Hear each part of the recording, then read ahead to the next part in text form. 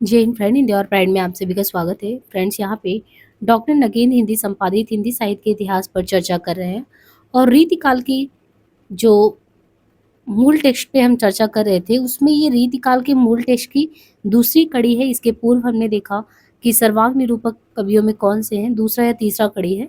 सर्वांग निरूपक में कौन से आते हैं और फिर रस निरूपक में कौन से आते हैं, नायक नायक भेद में कौन आते हैं।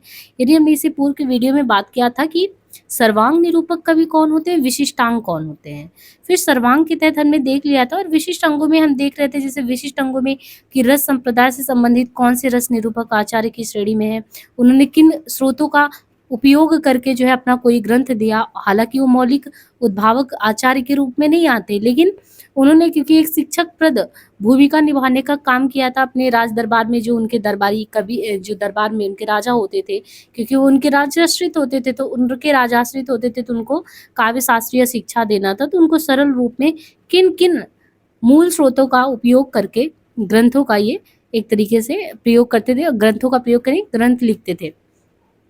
उसी में जो श्रृंगार रस निरूपक रीति कवि हैं, उनके तहत ये सबसे पहले कहते हैं कि मतिराम आते हैं श्रृंगार रस निरूपक रीति कवि में। मतिराम जो कि श्रृंगार रस को रस शिरोमणि मानकर केवल उसी का सांगोपांग विवेचन करते हैं, यानी ये केंद्र में रस को ही मानते हैं कि श्रृंगार रस, वो भी रस में भी आपने देखा रस कई प्रकार के 9 रस हैं, लेकिन इन्होंने श्रृंगार रस को केंद्र में किसने माना, मतिराम ने माना है। उस आचार्य में मतिराम का नाम पहले लिया जाता है श्रृंगार में, और जन्म वही 1604 है इनका, लगभग यूपी के जिला फतेहपुर के बनपुर नामक स्थान पे ये हुए थे।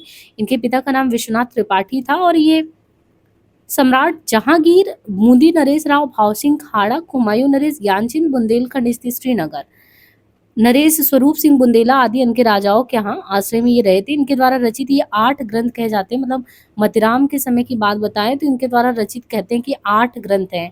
अब उन 8 ग्रंथों में फूल मंजरी, लक्षण श्रृंगार, साहित्य सार, रसराज। देखिए रसराज, ललित ललाम, फूल मंजरी तो कई बार एग्जाम में आया है। बाकी हमने मतिराम के बारे में बताया था कि आपको सतसई, जैसे आप बिहारी सतसई पढ़ते हैं ऐसे सतसई इन्होंने लिखा है, तो इसको भी ध्यान रखिएगा। फूल मंजरी, लक्षण श्रृंगार, साहित्य सार, रसराज, ललित ललाम, सतसई, 8 जो ग्रंथ है। इनके अलावा अलंकार पंचाशिका और वृत्त कौमुदी। अब इनमें देखिए, जैसे इन्होंने लक्षण श्रृंगार और साहित्य सार आज उपलब्ध नहीं है, ये रचनाएं जो है उपलब्ध उसमें है फूल मंजरी। तो फूल मंजरी की रचना इन्होंने की थी जहांगीर की आज्ञा से, यानी जहांगीर ने आज्ञा दिया था फूल मंजरी की रचना करने के लिए। वो भी समय इन्होंने क्या बताया, 1619 के आसपास इन्होंने फिर ललित ललाम की रचना की। और देखिए जैसे जहांगीर ने कहा फूल मंजरी लिखने के लिए, ऐसे ही 1619 के आसपास इन्होंने ललित ललाम की रचना की, वो भी भाव सिंह के आश्रय में रह के की। फिर जो है ससई की रचना की भोगनाथ के आश्रय में रह के। अलंकार पंचाशिका की तो ज्ञानचंद के आश्रय में रह के की। फिर वृत्त कौमुदी का किया तो स्वरूप सिंह बुंदेला के आश्रय में रह के किया। रसराज का रचना काल बताया जाता है 1633 से 43 के बीच। ये किसी आश्रयदाता के आश्रय में नहीं लिखा गया। कतिपय विद्वान इन्हें किंवदंती के आधार पर चिंतामणि और भूषण के सहोदर के रूप में मानते हैं। अलंकार पंचाशिका और वृत्त कौमुदी को किन्हीं अन्य मतिराम की रचना कहते हैं, किंतु अधुनातन शोधों ने भ्रामक सिद्ध कर दिया है। रसराज में श्रृंगार रस और उनके आलंबन नायक नायिका भेद का विवेचन मिलता है। इसमें दोहा, कविता, सवैयों में उक्त विषयों का मनोयोग पूर्ण वर्णन है। ग्रंथकार ने आरंभ में नायिका और नायक को श्रृंगार के आलंबन रूप में स्वीकार करते हुए क्रमशः दोनों का निरूपण भानुदत्त की रसमंजरी और रहीम के बरवे नायिका भेद के आधार पर किया। इसके बाद आलंबन के ही प्रसंग में स्वप्न चित्रादि, उद्दीपन, अनुभाव, सात्विक भाव, संयोग वियोग, रसमंजरी के आधार पर करते हुए संयोग के प्रसंग में 10 हावों का वर्णन भानुदत्त की रस तरंगड़ी, विश्वनाथ के साहित्य दर्पण का आश्रय लेकर भी किया गया। अंत में भी प्रलंब श्रृंगार के भेदों तथा काम की 10 अवस्थाओं का भी पुनः वर्णन देखने को मिलता है। लक्षण दोहों में भी आधार ग्रंथों के अनुवाद अथवा छायानुवाद देखने को मिलते हैं। उदाहरण सरिस कवि सवैयों अथवा दोहों में सभी प्रकार के लक्षणों के अनुरूप है। ग्रंथकार की सबसे बड़ी विशेषता ये है कि वह संस्कृत ग्रंथों का आश्रय लेते हुए भी उनका अंधा अनुकरण नहीं करते। मतलब इन्होंने संस्कृत ग्रंथ का आश्रय लिया, लेकिन एक होता है कि हूबहू नकल कर लेना, लेकिन इन्होंने अंधा अनुकरण नहीं किया। कदाचित मतिराम के लिए यही सबसे बड़ी बात है कि उन्होंने रस मंजरी कार द्वारा वर्णित गुप्ता नायिका के 3 वेदों में वर्ती स्मार और वृत्ति स्मार नामक भेद तथा करुण विप्रलंब और मरण नामक काम दशा को एक ओर जहाँ छोड़ दिया, वही दूसरी ओर हिंदी आचार्य द्वारा परिगणित आगत पथिका नामक नवीन नायिका का सफल निरूपण किया।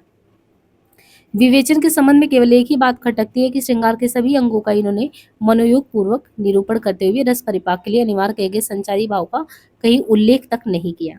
अब बात करें रसराज। रसराज की उदाहरणों का वर्ण विषय यद्यपि श्रृंगार है, तथापि अपने अन्य ग्रंथों में मतिराम ने राज प्रशस्ति को भी अपनी कविता का विषय बनाया। कवित्व की दृष्टि इन दोनों विषयों से संबंध रचनाएं बहुत ही सरल कल्पना के सहज व्यापार ने बिंबों को आकर्षक एवं भव्य ही नहीं बनाया, अपनी आकृतिम सूक्ष्मता द्वारा उनके रचयिता को उत्कृष्ट कलाकारों की श्रेणी में ला खड़ा किया। संयत वाणी में मर्यादित श्रृंगार तथा ओजमेय वाणी में राज प्रशस्तियों की अभिव्यक्ति स्वच्छ भाषा में उनकी वह अनेक कवियों के लिए आदर्श रही। ये परवर्ती कवियों में से अनेक ने स्पष्ट शब्दों में स्वीकार किया। छंदों में विषय रूप संगीत की सृष्टि से न तद्गत बिंबों और उनके अभिव्यक्ति को जिस रूप में ग्राह बनाकर प्रस्तुत किया, वो इस काल के गिने चुने कवि रचनाओं में ही देखने को मिलता है। यहाँ पे है, कुंदन को रंग फीको लागे झलके सब अंगन चारु गुराई, आखिन में अलसानी चितवन में मंजू बिलासन की सरसाई, को बिन मोल बिकात नहीं मतिराम लहे मुस्कान मिठाई, जे जो निहारिये नेरे हुए नैनन ते तो खरी निकरे सो निकाई। आगे यहाँ पे देखिए, कृष्ण भट्ट देव ऋषि। कृष्ण भट्ट देव ऋषि श्रृंगार को मूर्धन्य रस मानकर उसका साविस्तार विवेचन करने वाले गिने चुने आचार्यों में कौन आते हैं? तो कृष्ण भट्ट देव ऋषि जो है, श्रृंगार को मूर्धन्य रस मानकर उनका साविस्तार विवेचन करने वालों में कृष्ण भट्ट देव ऋषि का नाम विशेष रूप से आता है, जिन्होंने इतर रसों का अंतर्भाव भी उसमें कर दिखाया। दुर्भाग्य से इनके जीवन वृत्त के विषय में आज भी कुछ ज्ञात नहीं, केवल इतना ही पता चलता है कि 1712 ईस्वी में इन्होंने किंवदंती विंध्यवती के राजा थे विंध्यवती के राजा बुध सिंह जी देव की आज्ञा से श्रृंगार रस माधुरी नामक ग्रंथ की रचना की थी। इनके अतिरिक्त इनका अलंकार कलानिधि नामक एक अन्य ग्रंथ है जो रस अलंकार विवेचन विषयक है, किंतु यह खंडित रूप में मिलता है। श्रृंगार रस माधुरी की विषय वस्तु 16 अध्यायों में विभक्त है, जिन्हें स्वाद संज्ञा दी गई है। इनमें क्रमशः द्विविध श्रृंगार, नायक भेद, नायिका भेद, चतुर्विध दर्शन द्युति, मिलन भेद आदि का वर्णन है। अलंकार कलानिधि में भी रस सामग्री, सखी भेद, द्युतिकरण, विभिन्न रस और उनका श्रृंगार परक वर्णन इसमें देखने को मिलता है। इस विवेचन में रसमंजरी और रस तरंगड़ी के अलावा हित तरंगिणी और रसिक प्रिया और सुधानिधि का आश्रय भी लिया गया है। विवेचन की व्यवस्था, लक्षणों की स्वच्छता और स्पष्टता तथा उदाहरणों की तद अनुरूपता एवं सरसता इन कृतियों की उल्लेखनीय विशेषताएं हैं, और कवित्व की दृष्टि भी ये रचनाएं बहुत ही मार्मिक कही जा सकती हैं। अब यहाँ पे देखिए, नायक नायिका भेद। नायक नायिका भेद निरूपक रीति कभी देखें तो रीतिकाल में रस विवेचन के संदर्भ में नायक नायिका भेद का विवेचन मतिराम, तोष, रसलीन प्रवृत्ति अनेक कवियों ने किया है, किंतु इस दिशा में सर्वथा भिन्न शैली के उद्भावक होने के गाड़ी युग के आचार्यों में कालिदास त्रिवेदी का विशिष्ट स्थान है। कालिदास त्रिवेदी का विशेष स्थान है। इनके विषय में ज्ञातव्य है कि ये अंतर्वेद के रहने वाले थे तथा औरंगजेब के साथ बीजापुर की लड़ाई में गए थे। प्रसिद्ध रीति कवि उदयनाथ, कविंद्र और दूल्हा इनके क्रमशः पुत्र और पौत्र थे। इन्होंने हजारा, राधा माधव, बुद्ध मिलन विनोद, वार बधु विनोद आदि ग्रंथों की रचना की। इनमें वार बधु विनोद नायिका वेद विवेचन विषयक है। इनकी रचना 1692 ईस्वी के लगभग जम्बूनगर के शासक किन्हीं जालिम जोगागित के आश्रय में हुआ। ये 5 प्रभावों में विभक्त है। इनमें प्रथम प्रभाव के तहत मंगलाचरण आश्रयदात्री की प्रशंसा एवं उनके वंश के संक्षिप्त परिचय के बाद विषय का विवेचन देखने को मिलता है। कृष्ण से राधा के मिलन कराने के निमित्त ललिता दूती का कार्य करती है। राधा के आगमन में विलंब जानकर और कृष्ण का विरह देखकर वह उनके मन को बहलाने के उद्देश्य से नायिका भेद की चर्चा आरंभ कर देती है, और एक एक करके प्रथम 3 प्रभाव में क्रमशः यही चीजें आपको देखने को मिलता है। इसके बाद चतुर्थ में भी है, उसमें अन्य संबोधगु खितादि अष्टविध नायिकाओं का परिचय दिया गया है। अंतिम में उत्मादि त्रिविध नायिकाओं का उल्लेख किया गया है। जैसे ही राधा वहां पहुंचती है, यहीं पर दोनों के शुरत और सुल्तान का वर्णन दिया गया है। मौलिकता की दृष्टि से भी इसका विशेष महत्व नहीं, कारण लक्षण अपने आप सामान्य एवं परंपरागत लक्षणों के आधार पर है और उनमें किसी प्रकार की सूक्ष्मता का ध्यान नहीं रखा गया। इसकी विशेषता इसी बात में नहीं थे कि विवेचन कथा के प्रसंग के माध्यम से प्रस्तुत करने के अलावा उसके लिए ऐसे छंदों का भी प्रयोग किया गया जो इस काल के अन्य कवियों ने रीति निरूपण और श्रृंगार वर्णनों के लिए प्राय ग्रहण नहीं किए। ये छंद है छप्पे, हरिगीतिका, त्रिभंगी, त्रोटक, भुजंग, प्रयास, चौपाई, सरसी और कुंडलियां। इन छंदों का प्रयोग इतने कलात्मक ढंग से किया गया है कि कोई भी प्रकृति इस विषय के प्रतिकूल प्रतीत नहीं होता। इसके अलावा सामान्य नायिका के प्रसंग में उसके नक्शी एवं सुरादि का भी वर्णन इसमें जिस मनोयोग आकर्षण ढंग से हुआ है वो आपको समानता और जगह पे नहीं मिलता। इसके बाद बात है अलंकार निरूपक रीति कवि। देखिए यहाँ पे जो अलंकार निरूपक रीति कवि है, रस और नायक नायिका भेद विवेचकों के समान अलंकार विवेचकों की संख्या भी पर्याप्त है और इनमें प्रत्येक इस युग की रीति निरूपण की प्रवृत्ति का प्रतिनिधित्व करते हैं। सभी ने कवित्व प्रदर्शन के स्थान पर अलंकार का सामान्य ज्ञान कराने के उद्देश्य से ही एतद विषय ग्रंथों का निर्माण किया तथा समान रूप से सुबोधता और सुकंठता का ध्यान रखा है। शब्दालंकार और अर्थालंकार दोनों ही प्राय इन कवियों के विवेचन के विषय रहे हैं, किंतु इनमें कुछ ऐसे भी है जिन्होंने अर्थालंकार का ही विवेचन किया है। अलंकार विवेचन के लिए समानतः जयदेव के चंद्रालोक अप्पय दीक्षित के कोयलानंद का ही आधार लिया गया है और ध्वनिपूर्वक के अलंकारवादी आचार्यों का आश्रय बहुत ही कम लोगों ने लिया है। इनके अलावा काव्य प्रकाश और साहित्य दर्पण का आश्रय भी कुछ लोगों ने लिया है, पर इनका प्रभाव बहुत ज्यादा दृष्टिगत नहीं होता। अलंकारों के विवेचन का क्रम प्राय वही रहा है जो आधार ग्रंथ चंद्रालोक अथवा कोयलानंद में देखने को मिलता है, परंतु इन ग्रंथों विशेषतः कोयलानंद में दिए गए सभी अलंकारों को इन्होंने ग्रहण नहीं किया। अप्पय दीक्षित द्वारा गृहीत रसभाव पर आवृत रस आदि नामक 7 अलंकार तथा प्रमाणाधृत प्रत्यक्ष अनुमान आदि 10 अलंकारों के अलावा संश्लिष्ट और पंचमी संकर को भी बहुत कम लोगों ने अपने ग्रंथों में स्थान दिया है। उपमा से हेतु तक दिए गए 100 अलंकार ही इनके ग्रंथों में प्राय देखने को मिलते हैं और गंभीर चिंतन के अभाव तथा उक्त संस्कृत ग्रंथों का आश्रय लेने के कारण इनमें मौलिक उद्भावनाओं के लिए कोई स्थान नहीं है। मौलिकता यदि इनमें कहीं है तो विवेचन शैली में और अनेक प्रकार के नवीन प्रयोगों को। जितनी विवेचन शैलियां इस वर्ग के कवियों में प्रस्तुत की उतनी अन्य वर्गों में देखने को नहीं मिलती। श्रृंगार और राज प्रशस्ति के अलावा भक्ति और नीति संबंधी रचनाएं भी उदाहरण रूप में प्रस्तुत की गई हैं। कहना नहीं होगा कि इन सभी विषयों की रचनाएं पर्याप्त कवित्वपूर्ण है। अब जसवंत सिंह जैसे हैं रीतिकाल के अलंकार निरूपक आचार्य महाराज जसवंत सिंह आते हैं। इनका नाम विशेष जसवंत का विशेष आदर से लिया जाता है। ये मारवाड़ नरेश महाराज गज सिंह के द्वितीय पुत्र तथा पिता की मृत्यु के उपरांत 12 वर्ष की अल्पायु में ही इन्हें राजभार संभालना पड़ा था। किसको? जसवंत सिंह को। शाहजहां और औरंगजेब के शासनकाल में मुगल दरबार और उनकी राजनीतिक गतिविधियों में ही विशेष रूप से सक्रिय रहे। शिवाजी के हाथों शाइस्ता खां की जो दुर्गति हुई थी उसमें इन्हीं का हाथ था। ये तेजस्वी राजनीतिक और कुशल शासक ही नहीं थे, साहित्य और दर्शन के प्रति भी इनका विशेष अनुराग था। अनेक कवि और पंडित इनके आश्रय में थे। इन्होंने स्वयं भी भाषा भूषण नामक अलंकार विषय ग्रंथ के अलावा अपरोक्ष सिद्धांत, अनुभव प्रकाश, आनंद विलास, सिद्धांत बोध और सिद्धांत सार नामक 5 आध्यात्मिक विषय ग्रंथों की रचना की। संस्कृत के प्रबोध चंद्रोदय नाटक का ब्रज भाषा में पद अनुवाद भी इन्होंने किया। अस्तु भाषा भूषण चंद्रालोक शैली में लिखा हुआ 212 दोहों का ग्रंथ है, जिसमें 5 प्रकाशों में विभक्त और प्रस्तुत किए गए हैं। इनमें क्रमशः नायक नायिका भेद भाव आदि अर्थालंकार एवं छेक लाट एवं तीनों वृत्तियों के अनुसार अनुप्रास के साथ यमक का भी वर्णन देखने को मिलता है। अलंकारों के नामों तथा उनके क्रम में अगर देखें तो इसकी रचना के लिए ग्रंथकार ने कोयलानंद का ही आश्रय लिया। इसके अलावा चंद्रालोक, काव्य प्रकाश, साहित्य दर्पण।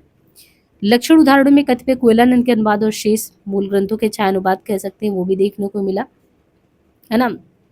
और इसके बाद इसकी विशेषता ये भी कि प्रत्येक लक्षण और उसके साथ दिया गया उदाहरण अपने आप में सुबोध है।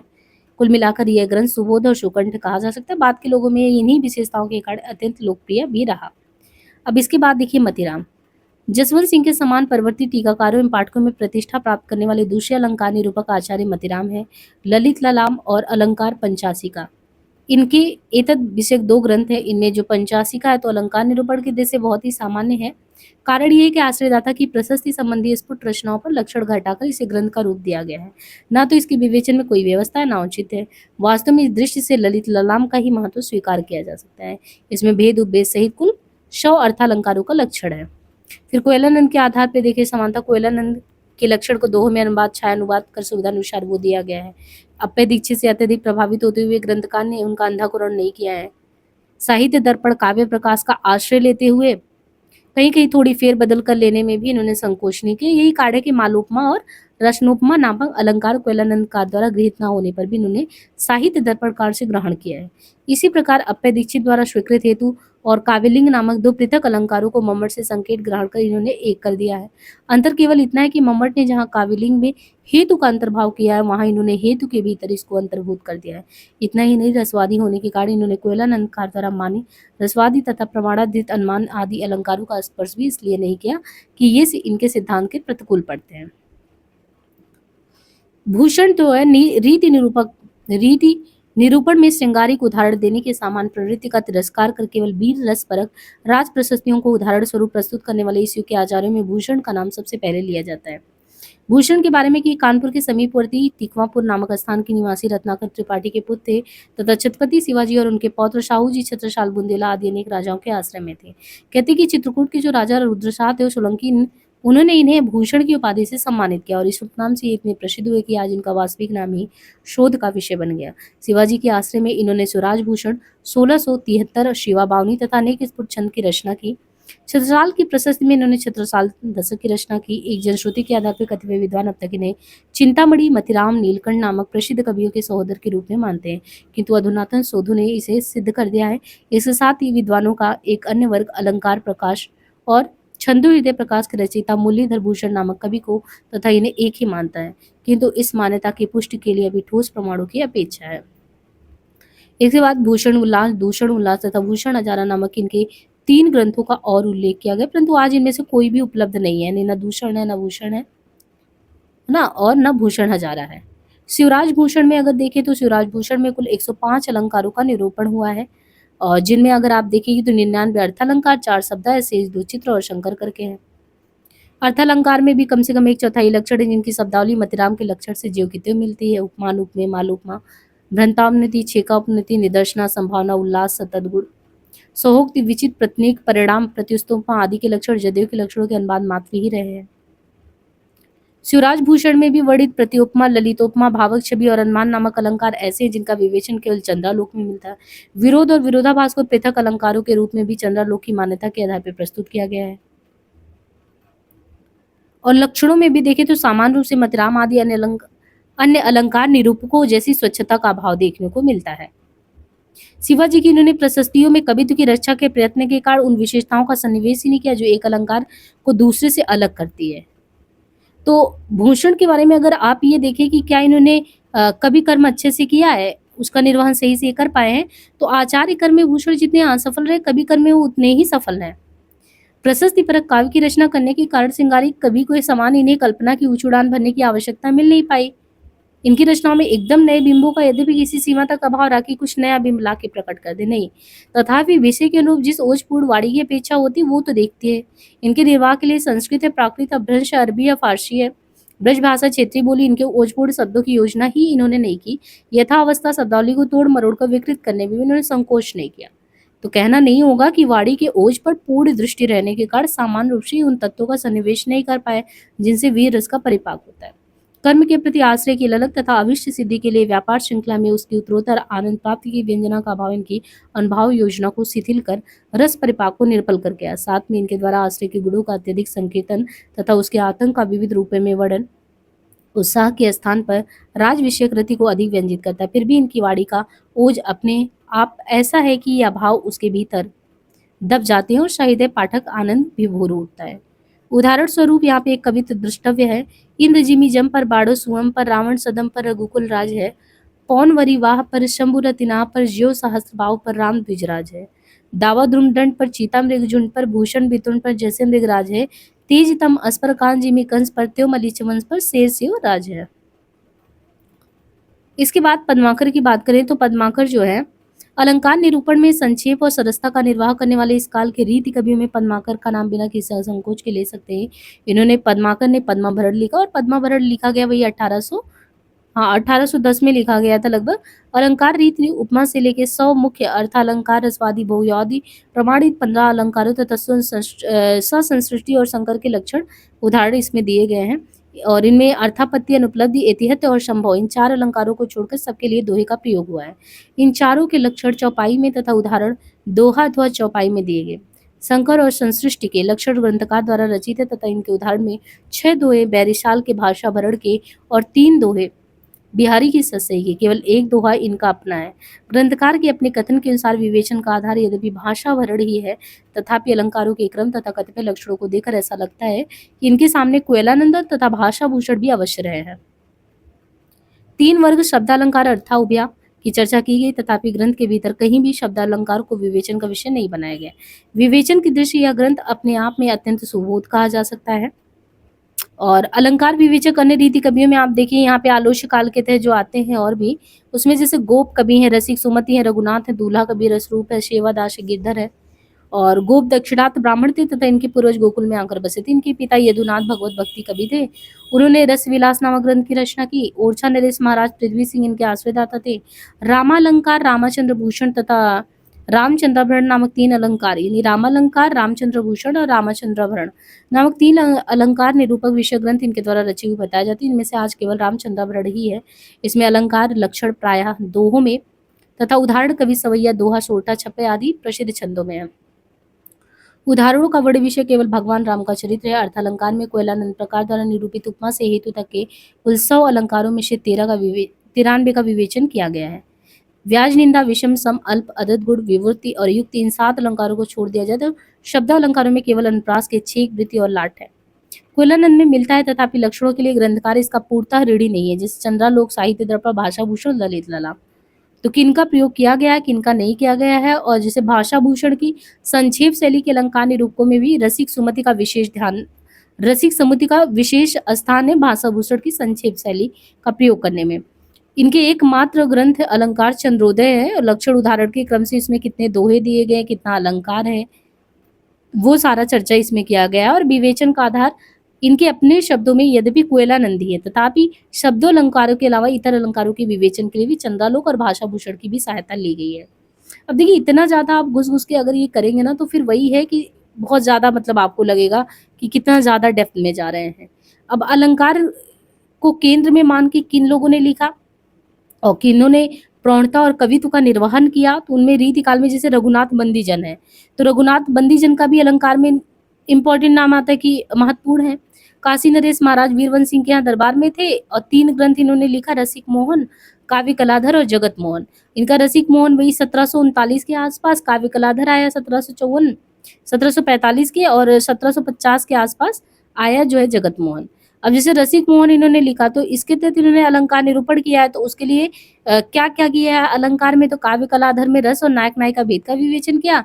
जो जगत मोहन रचना, उसमें देव का जो अष्टयाम के समान नायक कृष्ण की दिनचर्या है उसी का वर्णन किया है।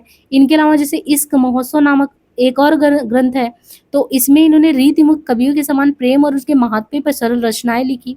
जो रसिक मोहन है, उसमें इन्होंने अलंकारों की विवेचन का क्रम लगभग वही रखा जो कोयलानंद में देखने को मिलता है। लक्षण भी समान रूप से कोयलानंद के छायानुवादी किए जा सकते हैं। विवेचन की सबसे बड़ी विशेषता यही कि प्रत्येक उदाहरण सरस ही नहीं, उसके संपूर्ण कलेवर के भीतर देखने को मिलते हैं। कहीं कहीं ब्रजभाषा गद्य में टीका देकर भी अपनी बात को समझाने का सफल प्रयास इन्होंने किया है। रीत निरूपण की संक्षेप शैली में नवीन प्रयोग करने के कारण दूल्हा का नाम इस काल के अलंकार निरूपकों में भाषा भूषणकार के समान ही आदर पूर्वक लिया जाता है। ये प्रसिद्ध कवि कालिदास त्रिपाठी के पौत्र तथा रस चंद्रोदय उदयनाथ कवि इनके पुत्र भी थे। इनकी रचनाओं में आज कवि कुल कंठाभरण नामक अलंकार ग्रंथ तथा कतिपय अष्टपुर छंद भी है। इनका कविता काल भी बताया गया कि कितने से कितने, यानी 1700 लेके 43 से 1700 कुछ बताया गया है कि 68 तक के बीच मानते हैं। कवि कुल कंठाभरण में कुल मिला के आपको यहाँ पे देखने को कितने ग्रंथ मिल जाएंगे, उसका जिक्र लगभग 85 छंद है, 115 अलंकारों का है। और ग्रंथकार ने कुल चंद्रलोक कोयलानंद का ऋण स्वीकार करते हुए शब्द अलंकार को छोड़कर जिन अलंकारों को ग्रहण किया उनके नाम में कोयलानंद में देखने को मिलता है। उपमा से हेतु तक 100 मुख्य अलंकारों के साथ 4 रसवादी, भाववादी, विवेचन में संक्षेप का अर्थ, दोहे जैसे छोटे छंद का प्रयोग न लेकर संक्षेप कथन को भी लिया गया है। रसरूप का तुलसी भूषण अलंकार, तो रसरूप का तुलसी भूषण अलंकार देखें तो 1754 रसरूप का तुलसी भूषण अलंकार निरूपण संबंधी कोट छोटा सा ग्रंथ है, जिसमें इन्होंने 111 अलंकारों के लक्षण उदाहरण दिए हैं। रसरूप लक्षण 2 में ग्रंथकार के रचे हुए समानता तुलसीकृत रामचरितमानस, गीतावली या बरवे रामायण से छाट कर दिए गए हैं। लक्षणों का मूल आधार काव्य प्रकाश, चंद्रालोक, कोयला, कल्पता और चंद्रोदय है। शब्द अलंकार में क्रमशः आप देखिए अनुप्रास, वक्रोक्ति, यमक, श्लेष सबका है। रीतिकाल के तहत अगर एक चीज देखें तो रीतिकाल के अंतर्गत काव्यांग निरूपण की व्यापक प्रवृत्ति, केवल जो व्यापक प्रवृत्ति आपको काम की निरूपण उन्हीं में दिखेगी जो राजाश्रित कवियों में ही नहीं, वैष्णव भक्ति भी उनसे नहीं बस पाए हैं। नहीं, रीतिकाल के तहत जो भी काव्यांग निरूपक की व्यापक प्रवृत्ति वाले, वो केवल राजाश्रित कवियों में ही नहीं थे, जो वैष्णव भक्ति भी उससे नहीं बस पाए थे। ये सेवादास की रचनाओं को देखकर लगता है ये अलबेले लालजू के शिष्य थे। कौन सेवादास? इन्होंने गीता महात्म्य अलबेले लालजू को नक्सिक लिखा, अलबेले लालजू को छप्पय, ये जो लिखा वो भक्ति परक ग्रंथों के अलावा रस दर्पण और रघुनाथ अलंकार नामक रीति ग्रंथ भी लिखे। रस दर्पण के अलावा रसमंजरी और रस तरंगड़ी के आधार पर श्रृंगार रस और नायक नायिका भेद का विशेष रूप से अन्य रसों का समान रूप से विवेचन किया। इस ग्रंथ के सभी उदाहरण सीता, राम, राधा, कृष्ण इनसे संबंधित या नायिका भेद के प्रसंग से लेके दिया गया है। रघुनाथ अलंकार में कुल आपको 70 अर्थालंकारों का विवेचन देखने को मिलेगा। ग्रंथकार के अनुसार उनके अलंकार निरूपण का आधार केवल कोयलानंद, चंद्रालोक है, किंतु लक्षण को देखकर ऐसा लगता नहीं है। अलंकारों का क्रम तक उनका अपना है। लुप्तोपमा के 7 भेद, प्रतीप, तुल्योगिता, निदर्शना, विभावना, असंगति।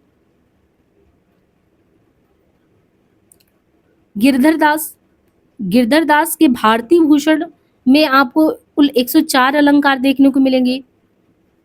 रसवादी पंचदश अलंकारों को इन्होंने ग्रहण नहीं किया। उपमा से लेकर अर्था तक का विवेचन क्रम से किया और लक्षण कहाँ से लिया? कोयलानंद से लिया। इतना ही नहीं, मालोपमा तथा रासनोपमा के लक्षण भी साहित्य दर्पण से लिए। इतना डेप्थ में तो जाके हम लोग अलंकार वहां पे पढ़े भी नहीं है, जितना अलंकारों का विवेचन इन लोगों ने अलग अलग ग्रंथों से लिया है। अब ऐसे ही जब आप छंद पढ़ेंगे तो छंद में छंद निरूपक रीति कवियों का जिक्र किया गया है कि इन्होंने केंद्र में छंद को रखा। इस वर्ग के कवियों की संख्या आपको सर्वांग विवेचकों के समान सीमित दिखेगा। बहुत ज्यादा लोगों ने रस छंद को आधार बना के नहीं लिखा है, बहुत ही कम लोग हैं। तो प्रत्येक ने छंद को सामान्य ज्ञान प्राप्त करने के इच्छुक पाठक की सीमाओं को दृष्टि में रखते हुए ही लेखन काम किया है। बस खासियत इन लोगों की ये है कि प्राकृत पेंगलम और भट्ट केदार का जो वृत्त रत्नाकर है, तो इन लोगों ने प्राकृत पेंगलम और भट्ट केदार के वृत्त रत्नाकर से प्रभावित होते हुए विवेचन की व्यवस्था शैली सबकी अपनी रही है। दोहा आदि छंदों में छंद विशेष का पूरा लक्षण और तदनुरूप उदाहरण की पद्धति इन सब में देखने को मिलती है। यह भी प्रस्तार रीति की वैज्ञानिक पद्धति के कारण किसी भी छंद की अपूर्वता का दावा नहीं किया जा सकता। प्राय सबने उदाहरण राज प्रशस्ति पर रखी दी है, क्योंकि इनमें छंद का निर्वाह प्रधान रहा है। इसके बाद मुरलीधर भूषण। मुरलीधर भूषण को आप छंद में देखेंगे रीतिकाल के तहत विस्तृत एवं व्यवस्थित। अगर छंद का किसी ने किया तो उसमें जो है मुरलीधर पहले आते हैं। आपको मुरलीधर को छंद के उसमें ध्यान रखना है। और इनके भी एतद विषय ग्रंथ का नाम ही है छंदो हृदय प्रकाश करके। छंदो हृदय प्रकाश करके है, ये 1666 ईस्वी में। और इसकी रचना इन्होंने कैसे की है? मार्तंडगढ़ के पौलसत्य वंशी महाराज हृदय नारायण देव के आश्रय में किया। इनका जो अलंकार प्रकाश नामक एक अन्य ग्रंथ भी आता है देखने को, जो कि आपको मिलेगा 1647 में। और इनके अलावा देखिए, इनके पिता रामनरेश त्रिपाठी चंदेरी के राजा देवी सिंह ने कवि भूषण की उपाधि से इनको विभूषित किया था। प्रसिद्ध कवि जो भूषण ही है, और इनसे भिन्न ये निश्चय के साथ नहीं कह सकते। तो एक तो आपको छंदो हृदय प्रकाश मुरलीधर भूषण का देखने को मिला, और जो छंदो हृदय प्रकाश इसमें 13 प्रकरण है जिनमें उल्लास संज्ञा दी गई है। इसमें प्रथम के तहत मंगलाचरण आश्रयदाता के वंश परिचय के बाद द्वितीय से विवेचन शुरू कर दिया गया। फिर ऐसे द्वितीय तृतीय उल्लासों में वर्णिक और मात्रिक गणों, यानी जो जो छंद में आता है ना उसको क्रम से दिया है। जैसे चतुर्थ में आप देखेंगे तो 1 से पूरा 26 अक्षरों तक के 200 समवाणिक छंद के बारे में बताया गया। फिर उसके आगे क्या 200 भेदों का उल्लेख किया गया है। तो मतलब आप ये कह सकते हैं कि इन्होंने बहुत ही विस्तार से जो है वो उस पे काम किया है। और फिर दूसरे नंबर पे छंद वाले में सुखदेव मिश्र का आता है। मुरली भूषण के बाद अगर देखें तो छंद निरूपक में सुखदेव मिश्र दूसरे नंबर पे आते हैं। सुखदेव मिश्र का आपने रचना का नाम पढ़ा होगा वृत्त विचार या छंद विचार। नाम ही है वृत्त विचार या छंद विचार। 2 ग्रंथ किया जिनमें से प्रथम ही उपलब्ध है, यानी वृत्त विचार। और वृत्त विचार वही 1671 है। और टाइम इसका महाराजा राम सिंह के आश्रय में ये थे, और 4 परिच्छेद में इन्होंने लिखा, जिनमें से पहले के तहत इन्होंने मंगलाचरण और कवि और उनके आश्रयदाता का परिचय दिया। फिर दूसरे में छंद के सामान्य नियम दिए, गुरु लघु गढ़ प्रत्यय। जब छंद आप पढ़ेंगे ना क्या क्या होता है। फिर तृतीय परिच्छेद में आएंगे तो 1 से लेकर 26 अक्षरों तक के वाणी छंद का विवेचन कर दिया, उक्ता अतिउक्ता गायत्री जो भी होते हैं और भी चीजों का। इसी तरीके से आप देखते हैं कि अंतिम परिच्छेद में इन्होंने मात्रिक गढ़ मात्रिक प्रत्यय उनके दोषों का विवेचन कर दिया। तो ग्रंथ की परीक्षा करने पे ये सहज स्पष्ट हो जाता है कि इस पर प्राकृत पेंगलम और वृत्त रत्नाकर का प्रभाव है। विवेचन की दृष्टि यद्यपि पर्याप्त सुबोध देखने को मिलता है। तो ये है कि दोष तो बहुत ज्यादा नहीं है इनके में अपने आप में। कुल मिलाकर ये ग्रंथ पांडित्यपूर्ण कहा जा सकता है। तो आपने पहले नंबर पे जो है छंद वाले में किसको पढ़ा? छंद में आपने मुरलीधर को पहले पढ़ा, दूसरे में सुखदेव मिश्र को पढ़ा, और तीसरे में मतिराम। देखिए मतिराम भी आते हैं, इसके पहले भी आए थे, लेकिन मतिराम जो है छंद में भी आते हैं। मुरलीधर भूषण के सुखदेव के बाद तीसरे नंबर पे छंद का विवेचन करने वाले मतिराम है। और छंद विवेचन इनका छंदसार संग्रह नाम का ग्रंथ है, और अथवा वृत्त कौमुदी करके 1701 में है। कुछ लोग इनको जो परवर्ती मतिराम की कृति मानते हैं, किंतु ये भ्रामक है। जो वृत्त कौमुदी है इनका ये 5 अध्यायों में विभक्त है, जिनमें प्रकाश संज्ञा दी गई है। इसमें इन्होंने क्रमशः गढ़ वर्णिक छंद और मात्रिक छंद प्रत्यय और दंडकों का विवेचन किया है। गुणों के प्रसंग में एक और वाणी गढ़ों के क्रम देवता फल या गुड़ पिता रस रंग जो भी होता है छंद में, उन सबका विस्तार से चर्चा किया है। दूसरी ओर देवनागरी वर्णमाला में भी प्रत्येक वर्ण के शुभाशुभ फल आदि का ही वर्णन इन्होंने किया है। और जो है प्रत्ययों के प्रसंग में प्रत्यय के समस्त पद भेदों का वर्णन और मात्रा और वर्ण का दोनों की दृष्टि अलग अलग किया है। फिर रीतिकाल के अन्य जो छंद निरूपकों के समान इनका आधार भी प्राकृत पेंगलम को आधार बनाया वृत्त रत्नाकर। मतलब जो सोर्सेज हो रही थी जिनसे ही अपना लेखन वो आगे उसमें चीजों को लेते थे, वो इनके संदर्भ ग्रंथ यही होते थे। ग्रंथकार को जिन छंदों में कवित्व प्रदर्शन के लिए अवकाश मिला उनका पूर्ण निर्वाह किया इन्होंने। फिर चौथे नंबर पे आपको राम सहाय देखने को मिलेंगे छंद में। छंद निरूपक के क्षेत्र में राम सहाय जो है इस युग के सबसे प्रौढ़ आचार्य, अब देखिए सबसे प्रौढ़ आचार्य छंद वाले में राम सहाय हैं। और राम सहाय का वृत्त तरंगड़ी है, और वृत्त तरंगड़ी का समय बताया गया वह 1816 के आसपास। और इन्होंने जो वृत्त तरंगड़ी लिखा महत्वपूर्ण है। इसके अलावा इनके श्रृंगार सत्सई भी है, वाणी भूषण नामक भी है। अब जो सत्सई है वो बिहारी सत्सई के अनुकरण पर है। वाणी भूषण में अलंकार विवेचन है। 81 के महाराज उदित नारायण सिंह के आश्रय में रहते थे। वृत्त तरंगड़ी शास्त्रीय ढंग से 4 अध्याय में बटा है, जिन्हें तरंग कहते हैं। प्रथम तरंग में लघु गुरु विषयक नियम और गढ़ तथा उनके देवता योग फल आदि का वर्णन दिया गया है ना। द्वितीय तरंग में आप 1 से 32 मात्राओं की विभिन्न जातियों के छंद की सूची देखेंगे। उनमें कतिपय का निरूपण हुआ है। ग्रंथकार ने सम, अर्धसम और विषम इन 3 वर्गों में मातृक छंदों को बांटा है। यहीं पर मात्रिक दंडकों का भी विवेचन किया। तृतीय तरंग में संस्कृत आचार्यों की समानुक्त आदि जातियों में प्रत्येक के छंद की संख्या बताया है। और वही प्राकृत पेंगलम और वृत्त रत्नाकर को जैसे और लोगों ने आधार बनाया था, तो इन लोगों ने भी वही आधार बनाया है। आपको अब देखिए यहाँ पे जो अन्य छंद निरूपक कवि है उनमें कौन कौन आते हैं। इस काल की जो अन्य महत्वपूर्ण छंद निरूपक आचार्य हैं उनमें माखन और दशरथ और आते हैं। माखन जो है इनके बारे में बताया गया कि जो माखन है इन्होंने श्री नाग पिंगल अथवा छंद विलास के अलावा भक्त चिंतामणि, राम प्रताप, जैमिनी अश्वमेध, खूब तमाशा, सुदामा चरित, विनोद शतक नामक ग्रंथ की रचना की, जिनमें से अंतिम 2 उपलब्ध नहीं है। श्री नाग पिंगल अथवा छंद विलास 3 प्रकरणों में बटा है। प्रथम प्रकरण के तहत लघु गुरु संबंधी नियमवाड़ी और मातृगढ़ तथा इनके देवता फल और विभिन्न नामों के अलावा छंद शास्त्र में व्यवहारिक संख्याओं के घोतक है। द्वितीय प्रकरण में 56 और उसके 71 वेदों का विस्तार है। प्रस्तार रीति और गुण विषयों का स्पर्श देखने को नहीं मिलता। इसके बाद जो है कृष्ण लीलाओं से भी संबंध है, जैसे कुंभक, हरिमालिका, मदन मोहन, सूरज, तरलगति, सदागति, सुबल, प्रभा और गंधार नामक मात्रिक छंदों का सर्वप्रथम इन्होंने ही प्रयोग किया। तो आपको प्रस्तार रीति और कुछ गुण है जो कि मतलब छंद के तहत आते हैं, और आधार ग्रंथ प्राकृतिक पेंगलम को बना के इन लोगों ने उसका विवेचन किया है। माखन के समान और भी नवीन छंदों के उद्भावक आचार्यों में दशरथ का नाम भी आता है। दशरथ ने जो वृत्त विचार 4 अध्यायों में बटा है, जिन्हें विचार की संज्ञा दी गई है। इसके तहत इन्होंने लघु गुरु संबंधी नियमों, वाणिक छंदों, इन सब पे भी विचार किया है, विस्तार से किया है। और ग्रंथ का आधार प्राकृत पेंगलम, वृत्त रत्नाकर है। विवेचन साधारण कोटि का ग्रंथकार को कतिपय वाणिक छंद, जिनमें दामिनी, शुभग, नग, लगन, गगन ये सब का है। अब यहाँ से आपका जो शुरू होता है वो आ जाते हैं रीतिबद्ध काव्य में। रीतिबद्ध काव्य में क्या क्या चीजें है, तो रीतिकालीन कविता का जो बधी बधाई परिपाटी है उनको कौन फॉलो करता, वो फॉलो जो करने वाले इसमें आते हैं। तो जैसे रीतिबद्ध, दूसरा रीति सिद्ध और तीसरा रीति मुक्त। तो रीति मुक्त के संबंध में कोई मतभेद है नहीं। जो रीतिबद्ध शब्द के विषय में मतभेद है वो आचार्य विश्वनाथ मिश्र के अनुसार रीतिबद्ध रचना लक्षण और उदाहरणों से युक्त होता है, परंतु नगेंद्र कहते हैं कि रीतिबद्ध कहने के पक्ष में ये बात सही नहीं है। ऐसे कवियों को रीतिकार या आचार्य कवि मानते हैं। जो रीतिकार आचार्य कवि उनके मत से वे हैं जिन्होंने काव्य सृष्टा की शिक्षा देने के लिए रीति ग्रंथों का प्रेरणन किया, मतलब रीति ग्रंथ को ही एक सबके सामने लाया। उनका मानना ये है कि या तो काव्य की शिक्षा देना है, किसी काव्य शास्त्रीय विषय को सो उदाहरण प्रतिपादन करना ही रीतिबद्ध काव्य के तहत आता। उनकी दृष्टि में मानते हैं कि रीतिबद्ध कवि वही है जिन्होंने रीति ग्रंथों की रचना ना करके, मतलब कोई रीति ग्रंथ की रचना नहीं की, बल्कि काव्य सिद्धांत या लक्षणों के अनुसार काव्य रचना की, यानी उसको आधार बनाया और एक रचना की। अलंकार है, रस है, नायिका, वेद, ध्वनि आदि उनके में तो या तो रहे, परंतु उनका प्रत्यक्षता निरूपण इन कवियों ने नहीं किया हो। ऐसी दशा में मूलतः वे कवि आचार्य नहीं है, कवि है आचार्य नहीं, इसलिए उन्हें रीतिबद्ध कब माना, उन्होंने कहा इसलिए उन्हें रीतिबद्ध कवि मानना चाहिए। विश्वनाथ प्रसाद मानते हैं कि ऐसे कवि रीति सिद्ध कवि कहते हैं। विश्वनाथ कहते नहीं ये तो रीति सिद्ध वाले हुए, नगेन कहते नहीं ये रीतिबद्ध हुए। तो इस प्रसंग में इन दोनों लोगों का मतभेद है। यहाँ विश्वनाथ जी के अनुसार जो रीति सिद्ध है वही नगेंद्र के अनुसार रीतिबद्ध है। हिंदी साहित्य का जो बृहत इतिहास लिखा गया है उसमें जो छठा भाग है उसमें रीतिबद्ध कवियों के प्रसंग में निम्नलिखित कवियों का उल्लेख किया गया है। कौन से कवि जो है जो रीतिबद्ध है। अब साहित्य के बृहत इतिहास में बिहारी को क्या कहा गया, रीतिबद्ध है। बेनी को कहा गया, कृष्ण कवि को कहा गया, रसनिधि को कहा गया, नृपशंभु को, नेवाज को, हठी जी को, राम सहाय को, पजनेश को, द्विजदेव को। इन कवियों के अलावा इस परंपरा में सेनापति को भी, वृंद को और विक्रम को, इनको भी रखा, क्योंकि ये कवि भी उसी परंपरा के तहत आते हैं।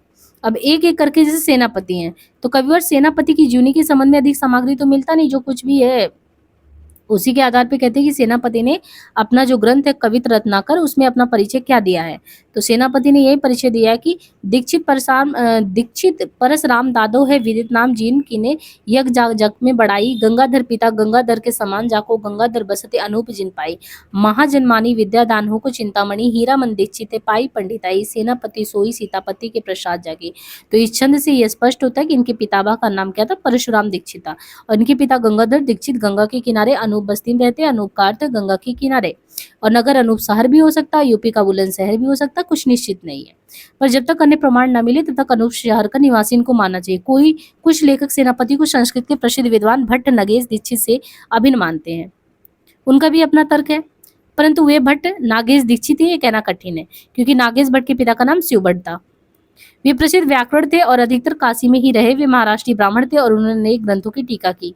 ये सब बात किसके बारे में हो रहा है? सेनापति का, जो उन्होंने बताया था उस कविता के आधार पे इन लोगों ने निकाला।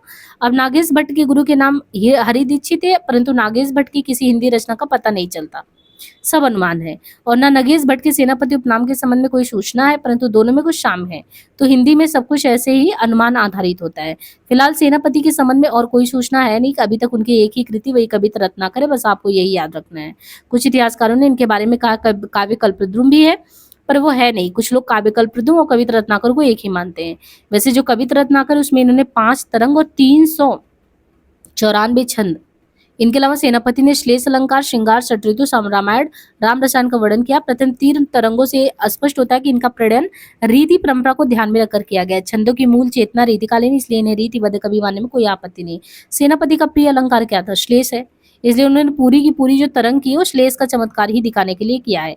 इनके ये श्लेष बड़े ही रोचक होते थे। श्लेष की योजना में इनकी समता करने वाला केसों को छोड़कर, देखिए केसों से तुलना भी कर दी गई है किसकी? सेनापति की, कि श्लेष में जैसा चमत्कारिता इनके में देखने को मिलता वो कहीं में नहीं मिलता। सभंग पर श्लेष और एक अभंग श्लेष, दोनों का चमत्कार बहुत अच्छे से किया है। और कविता रत्नाकर का जो कि 5 तरंग में है, तो जो दूसरा तरंग उसमें श्रृंगार वर्णन है, जिसके तहत इन्होंने नक्सिक सौंदर्य का ऐसा वर्णन किया जिसमें उद्दीपन वया संध्यात का बहुत ही मनोहारी चित्रण किया है। श्रृंगार के कई कई बड़े सुंदर चित्र इनमें है। मूल प्रयत्न शब्द चमत्कार को दिखाने में है। एक छंद इनका नूपुर को झनकाए, अब आपको लग रहा हो नीपुर झनक रहा हो, तो नूपुर को झनकाई मेदनी धरत पाई, ठाड़ी आई आंगन भई हो साझी बारसी, करता अनूप किन्ही रानी मैं न भूप किसी, राजे रसी राप को बिलास को आधार सी, सेनापति जागे दुर्ग दोत हो मिलाद दौरी, कहत अधीनता को होत है सिपारिश, गेह को सिंगार सी, शूरत सुख सारसी, सो प्यारी मानो आरसी, चुभी है चित आरसी। सेनापति की जो अप्रतिम सफलता उनके उत्कृष्ट ऋतु वर्णन में है, जिसमें यद्यपि शब्द और अर्थ का चमत्कार भरा पड़ा, परंतु वर्णित ऋतु का सहज और यथार्थ रूप देखने को मिलता है। ग्रीष्म और वर्षा का देखिए वर्णन किए हैं। दूरी जदुराई सेनापति सुखदाई, देखो आई ऋतु पाउश न पाई प्रेम पतिया, धीर जलधर की सुनत धुनी धर की है, दर की सुहागिन की छो भरी छतिया, आई सुधी भर की ही में हनी खर की। चौथी और 5वीं तरंग में देखेंगे तो राम का चरित्र वर्णन किया गया है। 5वीं तरंग में भी अलंकारिक चमत्कार भरा पड़ा है। सेनापति की कविता में उनकी प्रतिभा फूट पड़ती, निश्चित एवं सुनियोजित लय में संतुलित गति से चलती उनके छंदों की पंक्तियां नर्तकी के पसंचार का सौंदर्य बिखेरती हुई चलती है। अब देखिए बिहारी जो है, बिहारी के बारे में है कि बिहारी रीतिकाल के सर्वश्रेष्ठ कवियों में एक थे। जन्म उनका 1500 कितना बताया गया 1595 में ग्वालियर में हुआ था। पिता का नाम था केशवराज बिहारी, बिहारी के पिता का नाम केशवराय, परंतु ये केशवराय प्रसिद्ध आचार्य केशव से अलग थे। उनके पिता निम्बार के महंत जो नरहरि थे उनके शिष्य थे। बिहारी ने उनके यहाँ संस्कृत प्राकृत के काव्य ग्रंथों का अध्ययन किया। बाद में वृंदावन आ गए और वहीं मथुरा के किसी ब्राह्मण परिवार में इनका विवाह हो गया। इसके बाद वो वहीं पे रहने लगे। इसी बीच उन्होंने फारसी काव्य का अभ्यास किया और बादशाह शाहजहां से मिले। अब शाहजहां के कृपा पात्र बिहारी का संपर्क और राजाओं से हो गया और अनेक राजाओं से इनके लिए वृत्ति बन गई। अब जैसे वृत्ति यानी जीविकोपार्जन का साधन हो गया, पैसे मिलने लगे। सन 1645 की बात है। उसी के आसपास जब ये वृत्ति लेने जयपुर गए थे तो पता लगा कि वहां के जो जयसिंह है वो नवविवाहिता रानी के प्रेम में मुग्ध हो गए। राजकाज देख ही नहीं रहे, सामंतगढ़ लोगों की कवि को बुलाया जाए, भाई इनकी बात बहुत मानते हैं। तो बिहारी को एक तरकीब सूझा, उन्होंने एक दोहा लिखे राजा जयसिंह को पकड़वा दिया। नई पराग नई मधुर मधु नई विकास एका लली कली हो बिंदु आगे कवन हवाल। यानी बिहारी के इस दोहे का बड़ा अद्भुत प्रभाव ये पड़ा कि जयसिंह चौहानी रानी दोनों ही बड़े प्रसन्न हुए। उन्होंने इनकी काली पहाड़ी नामक, इनको कौन सी पहाड़ी दे दिया? काली पहाड़ी। अच्छा से काली पहाड़ी का जिक्र अगर आप पढ़ेंगे चंद्रकांता तो उसमें आता है काली पहाड़ी का जिक्र। तो काली पहाड़ी नामक गांव इनको पकड़ा दिया और प्रति छंद पर एक एक मोहर पुरस्कार में मिलने लगा। उसके बाद बिहारी जयपुर में रहने लगे और आमेर दरबार के राजकवि के रूप में अपना जीवन अच्छे से निभाने लगे। चौहानी रानी से कुमार राम सिंह का जन्म हुआ और उसके बाद राजकुमार के बड़े होने पर बिहारी ने ही उनका विद्यारंभ संस्कार भी कराया। कुमार के पढ़ने के लिए उन्होंने अपने दोहों का संग्रह किया, साथ ही साथ अनेक, कहते हैं कि देखिए कुमार को पढ़ने के लिए उन्होंने अपने दोहे का संग्रह किया, साथ ही साथ अनेक दोहे भी आवश्यकता अनुसार संकलित करते गए। इस प्रकार बिहारी का जयपुर के राज परिवार में विशेष स्थान हो गया और बिहारी की कोई संतति यानी कोई संतान नहीं था। कहते हैं कि निरंजन कृष्ण को इन्होंने गोद ले लिया था। एक कृष्ण कवि बिहारी ससई के टीकाकार भी हुए। हो सकता है कि ये जो कृष्ण कवि निरंजन कृष्ण ही हो जिनको इन्होंने गोद लिया था। परंपरा के अनुसार सतसई की समाप्ति काल सन 1662 माना जाता है और ये भी कहा जाता है कि बिहारी का देहावसान भी वही 1663 में हो गया, नहीं 1 साल बाद। बिहारी की ख्याति का मूल आधार रहा उनकी सतसई अनन्यतम ग्रंथ। ये गाथा सप्तशती, आर्या सप्तशती, अमरूद शतक आदि ग्रंथों की प्रेरणा से निर्मित एक विविध रत्नमाला है जिसकी आभा के सामने आज भी कोई मुक्तक काव्य नहीं, ये मुक्तक काव्य ठहर नहीं सकता। मुक्तक परंपरा में जो है बिहारी का स्थान शीर्ष है। सतसई में बिहारी ने अलंकार, रसभाव, नायिका भेद, ध्वनि, वक्रोक्ति, रीति, गुण आदि का ध्यान रखकर सुंदर दोहे रचाए। ये सतसई परंपरा की एक उज्जवल कड़ी है। सतसई के अंतर्गत अलंकारिक चमत्कार और भाव सौंदर्य दोनों देखने को मिलता है। अतः बिहारी की रचना रीतिबद्ध, इनमें संदेह नहीं। बिहारी सतसई की अनेक टीकाएं हो गई जिनसे इनकी लोकप्रियता का पता चलता है। डॉक्टर गियर्सन के अनुसार यूरोप में बिहारी सतसई के समकक्ष कोई रचना नहीं। बिहारी ने प्रेम और कला दोनों का महत्व अंकित किया है। तंत्रिनाथ, कवितरस, सरस, राग, रतिरंग, अनबूढ़े बूढ़े तीर, जो बूढ़े सब अंग। बिहारी का समस्त जीवन काव्य साधना में ही व्यतीत हुआ, इसलिए उनका एक एक दोहा मर्मस्पर्शी और हमारे समक्ष सौंदर्य तथा प्रेम क्रीड़ा की मनोरम झांकी प्रस्तुत करता है। बिहारी अपने संक्षिप्त वर्णन और 90 तुल्य शब्दों में किसी वस्तु, व्यक्ति, भाव का जगमगाता रूप निखार कर लाते हैं और वया संधि के चित्रण तथा मादक एवं गदराई व्यवस्था के मधुर झलके उनकी एक तरीके से किसी को ये मन को मुग्ध कर लेती है। बिहारी ने अपनी पैनी दृश्य जीवन का निरीक्षण किया था, उन्होंने युवा वृत्तियों को सजीव कर दिया। विलक्षण प्रतिभा था उनके अंदर। उन्होंने केवल भावुकता व सौंदर्य चित्रण ही नहीं किया था, वरन जीवन के प्रौढ़ अनुभव का भी उन्होंने उद्घाटन किया। ब्रज भाषा पर बिहारी का असाधारण अधिकार था। उनको शब्द और वर्ण के स्वभाव की परख अच्छी थी। शब्द और वर्ण उनके दोहों में लघु के समान जड़े और रत्न की आभा बिखेरते, शब्द को माजने, चमकाने, मोड़ने और संवारने की कला में सिद्धहस्त उनकी रचना में ब्रज भाषा अपनी प्रौढ़ता पेठ लाती। उनकी भाषा प्रांजल, प्रौढ़, मधुर और सरस थी।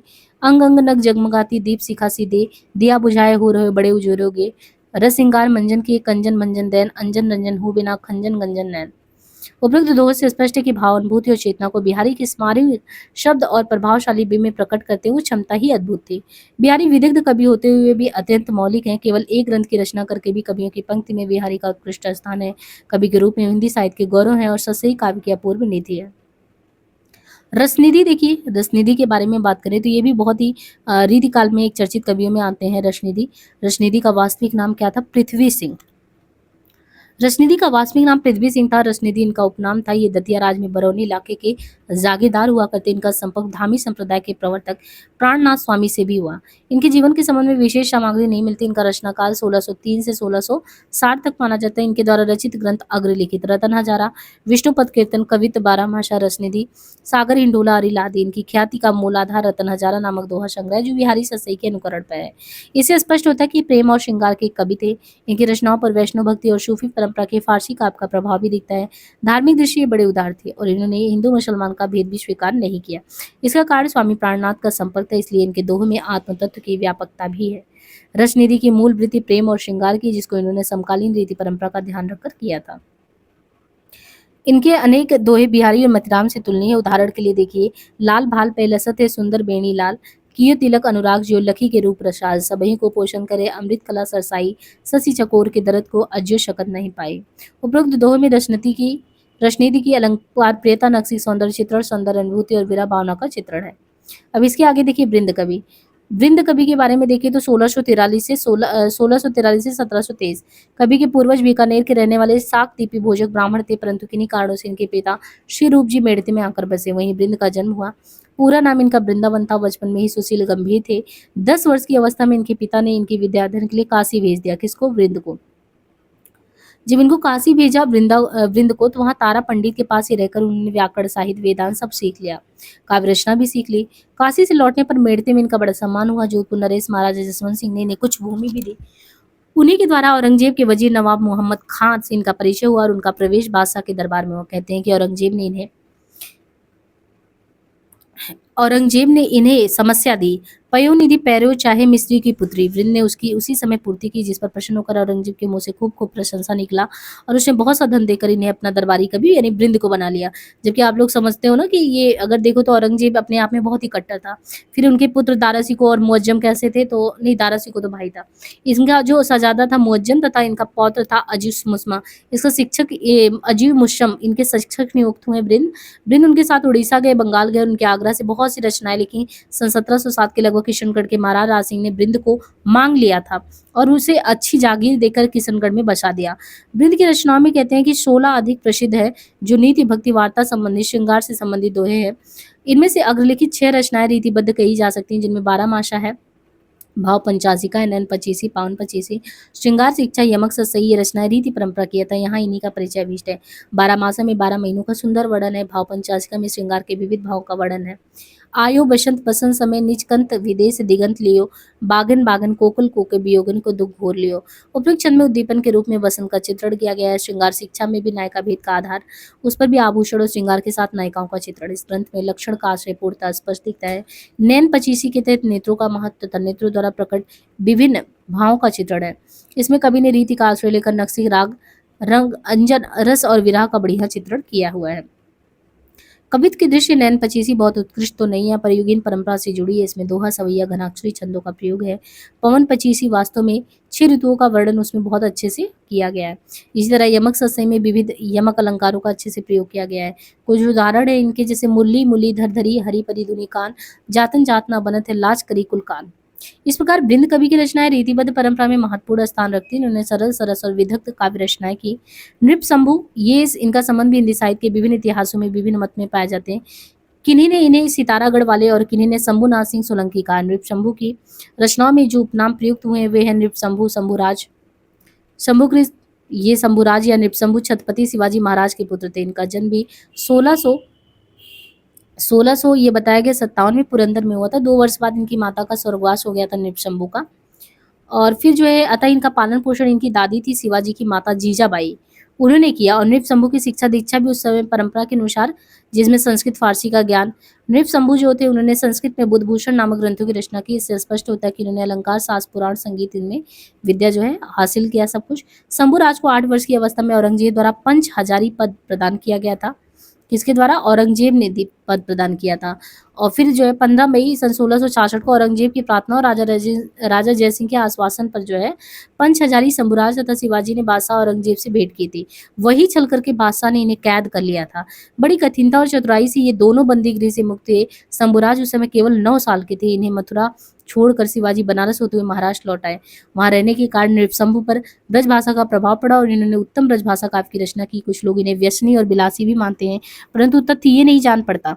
ये बीता तथा धर्म पर प्राण देने वाले व्यक्ति थे। शिवाजी की मृत्यु के बाद इन्होंने औरंगजेब का मुकाबला किया। अंत में कैद कर लिए गए और नृपशंभु की आंखें निकाल ली गई, शरीर के टुकड़े टुकड़े कर दिए गए। नृपशंभु की 3 कृतियां हैं हिंदी में। एक नायिका भेद है, नक्सिक है और 7 शतक करके है, 7 शतक। जो नायिका भेद और नक्सिक इनकी उत्कृष्ट काव्य प्रतिभा का प्रमाण है। इनके छंदों को देखकर आश्चर्य होता है कि एक मराठी भाषी व्यक्ति किस प्रकार ऐसी सुंदर ब्रजभाषा में वो रचना कर सकता है। नृपशंभु की उपरोक्त दोनों रचनाएं रीति परंपरा पर आधारित है और उत्कृष्ट कोटि की है। इनमें कल्पना की नवीनता है। अब यहाँ पे जैसे देखिए आपको रचना देखने को मिल रहा है, पंक्तियां हैं। सासू कहियो दधि बेचन को सुदई सुखदाई, कहाँ तो धो को आखरी, मोही मिले नृपशंभु गोपाल तमाल तरेवा गैल सो चाकरी या साकरी करके।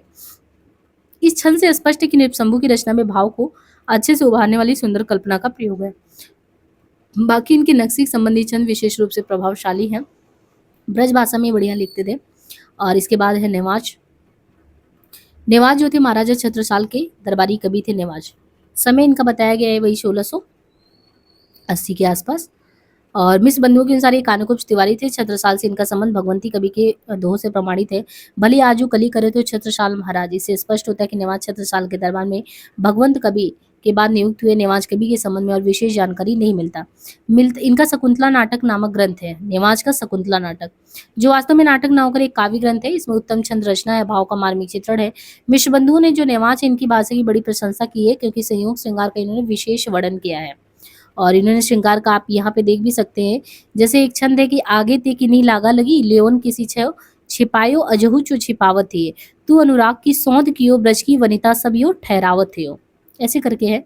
और कृष्ण कवि है, ये बिहारी ससई के प्रत्येक दोहे पर सवैया इन्होंने बनाया था कृष्ण कवि।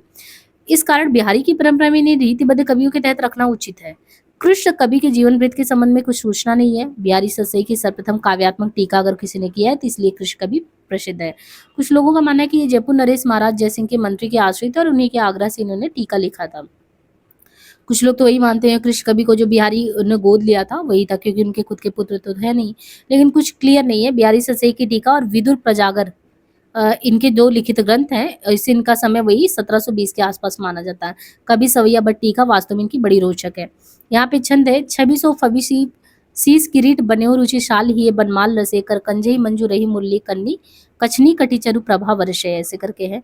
हठी जी कौन है? तो हठी जी जो है ये 1780 के आसपास निर्धारित किया गया टाइम राधा बल्लभ संप्रदाय के हठी जी थे और इस संप्रदाय के ग्रंथों में इनका जो जन्म स्थान है वो चरखारी माना जाता है। यद्यपि ये कृष्ण भक्त परंपरा के कवि थे, फिर भी इनकी रचना रीति चेतना से संप्रेरित है, क्योंकि इनके तहत इनके अंतर्गत उक्ति वैचित नक्सिक सौंदर्य चित्र और श्रृंगार वर्णन की रीति परंपरा का अनुगमन है, इसलिए इनको रीतिबद्ध परंपरा में स्थान देना उचित है। इनका एक ही प्रसिद्ध ग्रंथ है श्री राधा शुतक। और वर्णन राशि ठाट बाट का वर्णन किया गया, जैसे केसर से अंकपट केसर के रंग जगे मोती कहो गंग अनहु की बालिका रंभा सी रमा सी मेनका मंजुगूसा सम सची सु उमा सी। और इसके बाद विक्रमादित्य, ये कौन है? तो विक्रमादित्य जो है ये विक्रम सिंह बुंदेल स्थित चरखारी के राजा थे। इनका राज्यकाल भी बताया गया है। बड़े साहित्य प्रेमी कवि और गुणग्राहक थे। विक्रम ससई की इन्होंने रचना की थी। और हरित पीत अंकुर बसन नव लतन के हार, ऐसे करके है। और फिर राम सहाय दास, ये चौबेपुर बनारस के निवासी थे। पिता का नाम भवानी दास था। जाति के स्थाना कायस्थ थे। राम सहाय काशी नरेश महाराज उदित नारायण के यहाँ आश्रित थे और इन्होंने अपना नाम भगत रख लिया, उपनाम। इनका कविता काल भी वही बताया जाता है 1803 से 1823 के आसपास वही। और जो इनका राम ससई है वाड़ी भूषण वृत्त तरंगड़ी ककहरा करके, वाड़ी में इन्होंने जो काव्यशास्त्र के विषयों का वर्णन किया, वृत्त तरंग में छंदों का परिचय और ककहरा में अखरावट के ढंग का ग्रंथ है। और राम सतसई तो रीतिकालीन श्रृंगार परंपरा में उत्तम ग्रंथ है, जिसे बिहारी सतसई के समान माना जाता है। तो ये अच्छा इनका बाकी वही चीज है। राम सतसई का आप यहाँ पे देख सकते हैं, बड़ी सुंदर रचना। वृंदावन बिहरत फिरे राधानंद किशोर, वृंदावन बिहरत फिरे राधानंद किशोर नीरद दामनी जनी संग बोले डौले भोर। फिर पजनेस कवि का नाम है। पजनेस का जो है समय बताया गया भी 1815 के आसपास। जन्म पन्ना में हुआ था पजनेस का। शिव सिंह सेंगर के अनुसार इन्होंने नक्सिक और मधुर प्रिया नामक दो ग्रंथ लिखे थे, किंतु ये दोनों ही नहीं है। और भारत जीवन प्रेस से तो पजनेस प्रकाश नामक संग्रह भी निकला था। इनके छंदों से ये स्पष्ट होता है। बाकी यहाँ पे एक प्रसंग नक्सिक का, चितवत चाकी और चकचकी चौथ कौदे भनी पजनेस मातु किरण खरीसो छवि प्रतिबिंब छुट्यो छिती हो छपा करते। इस तरीके से है। जो पजनेस की रचना है, अनुप्रास का अच्छा प्रयोग देखने को मिलता है इनमें। बेनी पांचपेई जो है, बेनी नाम से 3 कवि मिलते हैं। देखिए हिंदी में बेनी नाम से 3 कवि मिलते हैं। एक बेनी आपको भंडो आकार, दूसरे बेनी प्रवीण और तीसरे बेनी वाजपेयी। भेनी भंडौकार, दूसरे भेनी प्रवीण है, तीसरे बेनी वाजपेयी है। प्रस्तुत बेनी कवि असनी के निवासी बेनी वाजपेयी थे। कौन वाले? बेनी वाजपेयी थे, तीसरे नंबर वाले। इनको कई इतिहासकारों ने बेनी बंदीजन भी कहा वाजपेयी को, परंतु ये भ्रामक है। ये असनी के निवासी कानिकुल ब्राह्मण थे और समय इनका वही 1823। प्रमाण है कि इन्होंने लीला जी कृत अश्वरी चरित में इनका मिलता है। बेनी कवि के जीवन के संबंध में और अधिक सामग्री तो नहीं है। फुटकल छंद ही मिलते हैं, जिससे स्पष्ट होता है कि इन पर रीति परंपरा का प्रभाव तो था। और नक्सुक और ऋतु संबंधी अनेक इनके छंद देखने को मिलते हैं। अलंकारिक चमत्कार इनकी विशेषता थी और बहुत ही रसिक प्रवृत्ति के कवि थे। इन्होंने देखिए राधा को चोर बनाने का बहुत अच्छे से एक उक्ति दिया है।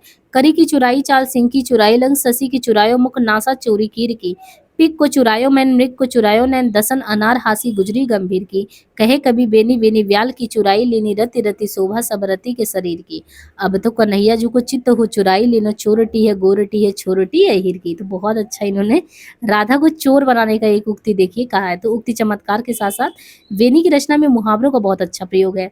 भाषा टकसाली और पढ़ने में भी देखिए कितना रोचक लग रहा है। और छंद और गति का बड़ा सूक्ष्म विवेचन किया है। बेनी कवि ने गोस्वामी तुलसीदास की भी बड़ी प्रशंसा की थी और अनेक छंदों में नीति की बातें भी कही थी। वैसे इनकी मूल प्रकृति वैसे बेनी की श्रृंगार चित्रण की थी, इसलिए जो कुछ भी छंद भक्ति संबंधी मिलते हैं उसमें श्रृंगार ज्यादा देखने को मिलता है। और राधा कृष्ण विषय इनके छंद को बातेंदु हरिचंद ने अपनी संपादित रचना सुंदरी तिलक के मंगलाचरण में भी इस तरीके से किया है। छहरे सिर पे छवि मोर पखा उनकी नत के मुक्ता ठहरे फहरे पियरो पट बेनी थे उनकी चुनरी के छबा चल रहे। तो बेनी की आबा हो गई। बेनी कवि की भाषा पर अच्छा अधिकार वो देखने को मिलता है। अब देखिए रीतिमुक्त काव्य में प्रवृत्ति का नाम है। इस धारा का नामकरण कुछ लोगों ने तो रीतिमुक्त कहा, कुछ लोगों ने इसको स्वच्छंद कह दिया। रीतिमुक्त का सीधा अर्थ यही कि ये धारा रीति परंपरा के साहित्यिक बंधनों और रूढ़ियों से आजाद है ना? तो इस पे भी लोग आरोप प्रत्यारोप लगाते हैं। वैसे रीतिकाल की ये काव्यधारा किसी प्रकार यूरोप की स्वच्छंद काव्यधारा से संबंधित है, ये सोचने वाली बात है। लेकिन संबंध के लिए जो ऐतिहासिक आधार चाहिए वे यहाँ नाम को भी नहीं है। मतलब अगर ये कोई कहे कि वो स्वच्छंद यूरोप वाला है तो सोचने वाली बात है। यहाँ पे ये बताना अप्रासंगिक नहीं होगा कि आचार्य शुक्ल ने आधुनिक काल की एक अन्य काव्यधारा को भी स्वच्छंद काव्यधारा कहा है, जिसमें श्रीधर पाठक, माखनलाल, सियाराम शरण, मालकृष्ण शर्मा, नवीन बच्चन ये सब आते हैं। ये आप द्विवेदी काल में पढ़ते हैं। ये सभी अपने समय की प्रचलित साहित्यिक परंपराओं को त्याग कर भावनाओं के मुक्त क्षेत्र में विचरण करने वाले थे। किसी ने प्रकृति का मुक्त विचरण किया तो किसी ने छायावादी संप्रदाय से अपनी काव्य कला को प्रभावित किया। इसलिए शुक्ल जी की दृष्टि में सभी कवि यहाँ पे स्वच्छंदतावादी थे। इस सबसे यही सिद्ध होता है कि हिंदी काव्य के संदर्भ में स्वच्छंदतावादी सब परंपरा और रूढ़ियों के त्याग के अर्थ में ज्यादा प्रयोग हुआ है और यूरोपीय काव्य धारा की समानता अथवा प्रभाव के अर्थ में नहीं हुआ है। इसलिए हम छायावादी साहित्य को भी स्वच्छंद काव्यधारा कह लेते हैं, क्योंकि उनमें भी प्राचीन रूढ़ी और परंपराओं को छोड़कर हुआ है। फलतः घनानंद वाली रीतिकालीन काव्यधारा को स्वच्छंद काव्यधारा कहना अनुचित नहीं है, क्योंकि यहाँ पे भी लोग परिपाटियों को छोड़कर अपने मन से कर रहे हैं। फिर इसके बाद परिभाषा और परिधि में कहते हैं कि अंग्रेजी साहित्य में रोमांटिक मतलब स्वच्छंद और क्लासिकल मतलब शास्त्रीय।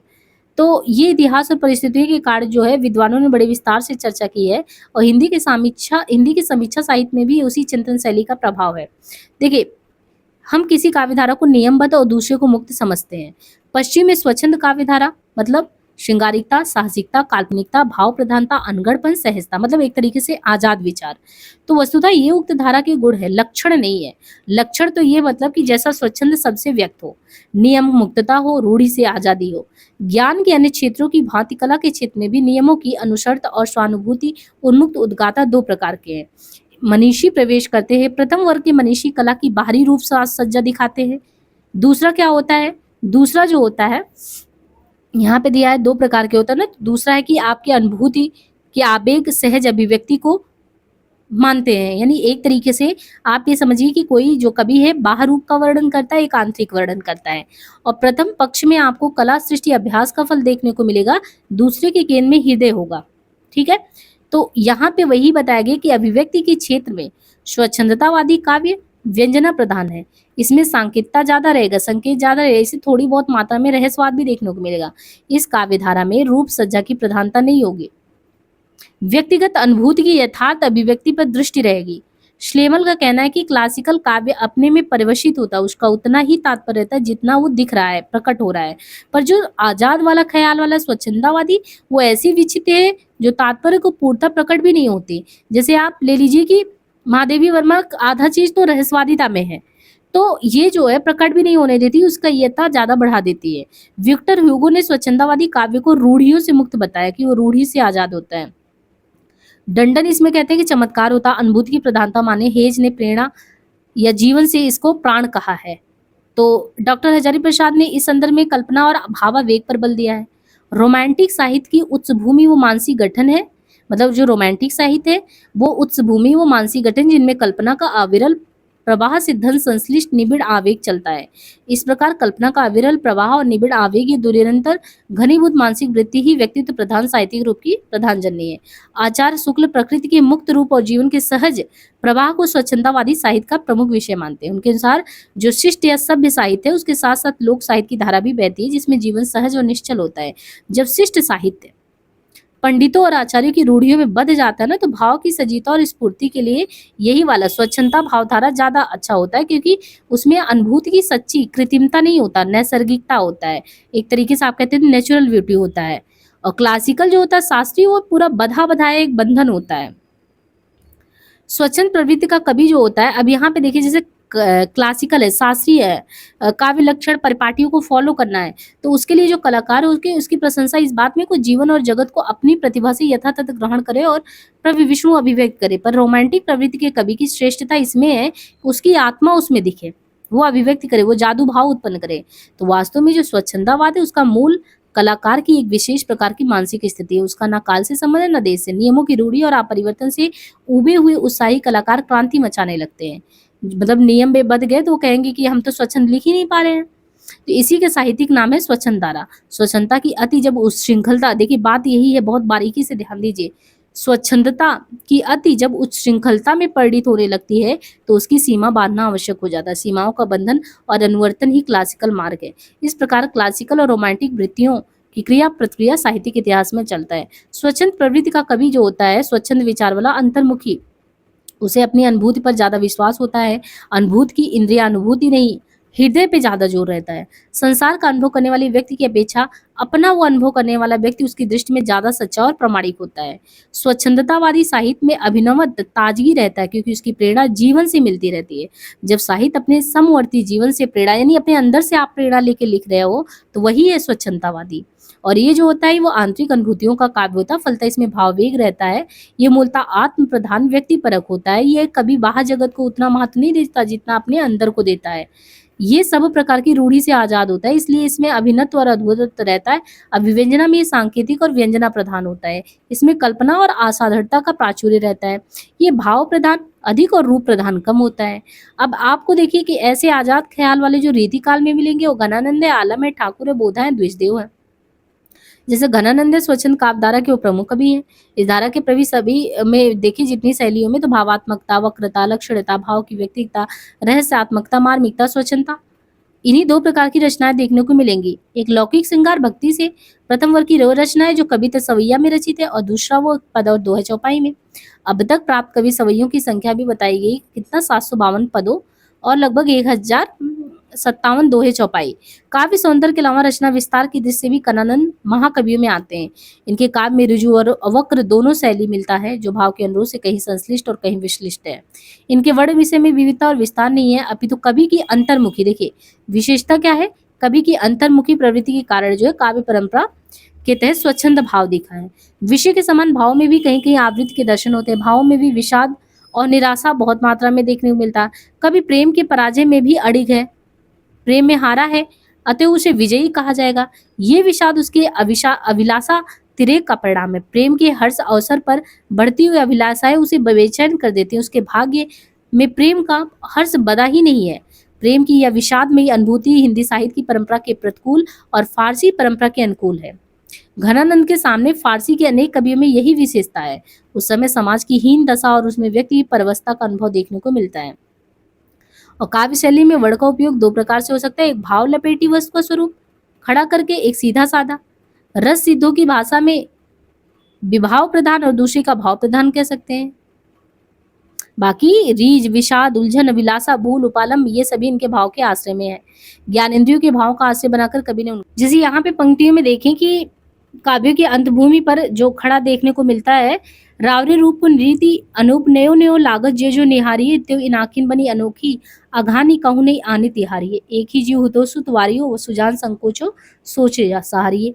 इसी प्रकार वियोग व्यथा की भी सैकड़ों आपको अंतरदशाएं जो है प्रेम को सीधे छूने वाली मिल जाती है।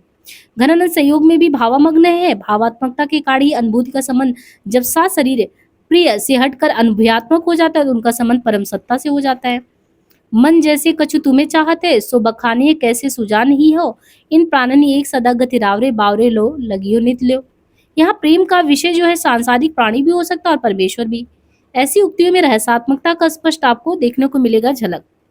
घनानंद के प्रेम का उदय अवश्य सुजान के शरीर से हुआ, पर उसकी परिणति तो सुजान, शु प्लस ज्ञान, परमेश्वर में हुआ।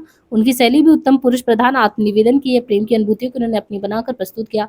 अपनी रचना प्रक्रिया का संकेत करते हुए कवि ने स्पष्ट कहा कि उसे काव्य की प्रेरणा प्रेयसी सुजान के मादक रूप से मिलता है, उसी को वह काव्य के रूप में उपस्थित करता है। इस प्रकार के संकेत से अनुमान होता है कि कवि का काव्य उसकी स्वयं की प्रेमानुभूति है। रीतिकाल के लिए नवीन प्रणाली है। डॉक्टर नगीन जैसे मनोवैज्ञानिक आलोचक ने रीतिकालीन कविता में दमित भावनाओं की मनोग्रंथि का एहसास ले, तो यह अनिश्चित नहीं है, किंतु घनानंद ने तो अपने को निश्चल अभिव्यक्ति प्रदान की, अतः वह दोष उनकी कविता में नहीं है। सुजान का रूप वर्णन भी इन्होंने अपनी लालसा भरी आंखों से देखकर किया है। लौकिक श्रृंगार के क्षेत्र में यह साहस घनानंद ने ही किया है। नीचे लिखे सवैये में प्रेमी कवि रूप देखने को मिलता है, जैसे अंक भरो चकी चौकी परो कबहुक लरो छिन्हो में मनाओ देख रहो अनदेख दहो सुख सोच सहो जो लहू सुन पायो। घनानंद की काव्य की एक विशेषता भावजन वक्रता भी है। कवि के भाव असाधारण उनमें दिखते हैं, अभिव्यक्त होते हैं। ऐसा लगता है कि भाव का जन्म ही इस प्रकार का वक्र भाषा में हुआ। इस प्रकार लाक्षणिक भाषा का प्रयोग करना उनकी शैली बना है। मार्मिकता है, चमत्कार के पद है। वस्तुतः प्रेम की पीड़ा को कवि ने सच्चे हृदय से अपनी पूर्णता में भोगा, इसलिए उसकी अभिव्यक्ति भी सटीक है। फिर भी उनकी शैली का सर्वाधिक उल्लेखनीय गुण भाषा का लाक्षणिक प्रभाव है। भाव की जो सूक्ष्म अंतर्दशाएं कवि को अनुभूत करती है, उनका रूप आदि में विलक्षण चिंतन देखने को मिलता है। लक्षण का ऐसा सफल प्रयोग रीतिकाल के सर्वथा नया प्रयास है जो इन्होंने किया है अपने ग्रंथ में, और इस पर ग्रंथ लिखे पड़े हैं, पर लाक्षणिक भाषा का प्रयोग ना संस्कृत में मिलता है और ना अन्य में। हिंदी के पहले वाले कवियों में भी सूर, तुलसी आदि भक्त कवियों की वाणी में अवश्य कहीं कहीं मिलता है। इसका कारण भी अलंकार परंपरा का प्रभाव रहा है। काव्य की अभिव्यक्ति के लिए अलंकार योजना ही एकमात्र आदर्श था, दूसरी दिशा में बढ़ने का प्रयास कभी नहीं करता। ऐसी भाषा पर परंपरागत होने के कारण जीवन से हटी हुई नवीनताहीन प्रतीत देखने को मिलता है। अब जैसे इसमें आलम भी आते हैं, और आलम के बारे में कि शुक्ल जी ने अपने हिंदी साहित्य के इतिहास में दो आलम माना है कि दो आलम है। एक अकबर के समसामयिक वाले आलम है, दूसरे औरंगजेब के पुत्र जो थे वो मुअज्जम के थे। और प्रेमाख्यानक प्रबंध काव्य में माधवानल कामकलना को उन्होंने पहले आलम की रचना माना है और आलम केली को दूसरे आलम की। अब श्याम स्नेही और सुदामाचरी दो रचनाएं और प्रकाश में आ गई। इस प्रकार माधवानल कामकलना, श्याम शाही और स्नेही और सुदामाचरी तीन प्रबंध काव्य और एक मुक्तक संग्रह आलम के लिए है। शुक्ल जी के अनुसार प्रबंधकार आलम और मुक्तकार यानी मुक्तकार आलम है। अब देखिए यहाँ पे क्या बोला शुक्ल जी ने हिंदी साहित्य के इतिहास में, बोला एक नहीं दो आलम है, एक अकबर के समय में, एक मुअज्जम वाले। अब प्रेम आख्यान प्रबंध काव्य में माधोनाल जो कमकंदला करके है, उसको उन्होंने पहले आलम की रचना माना, और जो आलम केली करके वो दूसरे का माना। अब जो श्याम स्नेही है और सुदामा चरित है, दो रचनाएं हैं और प्रकाश में आई। इस प्रकार जो माधवानल कामकलना, श्याम स्नेही और सुदामा चरित, ये तीनों प्रबंध काव्य हैं और तीनों एक मुक्तक संग्रह आलम केली आलम के नाम से प्राप्त है। शुक्ल जी का मानना है कि प्रबंधकार आलम और है, मुक्तकार वाले अलग है। काव्य रूप और शैली की भिन्नता इस मान्यता के मूल में देखने को मिलता है। जो रंग रेजिन प्रेयसी शेख का संबंध है वो मुक्तक वाले आलम से है, और उसी को शुक्ला जी ने स्वच्छंद प्रवृत्ति का कवि माना है, रंगरेजिन की प्रेसी वाले आलम को। और जो प्रबंधकार आलम है वो तो सूफी प्रभाव से युक्त शुद्ध प्रेमाख्यानक काव्य परंपरा के कवि है। इसके विपरीत पंडित विश्वनाथ मिश्र दोनों को एक ही मानते हैं।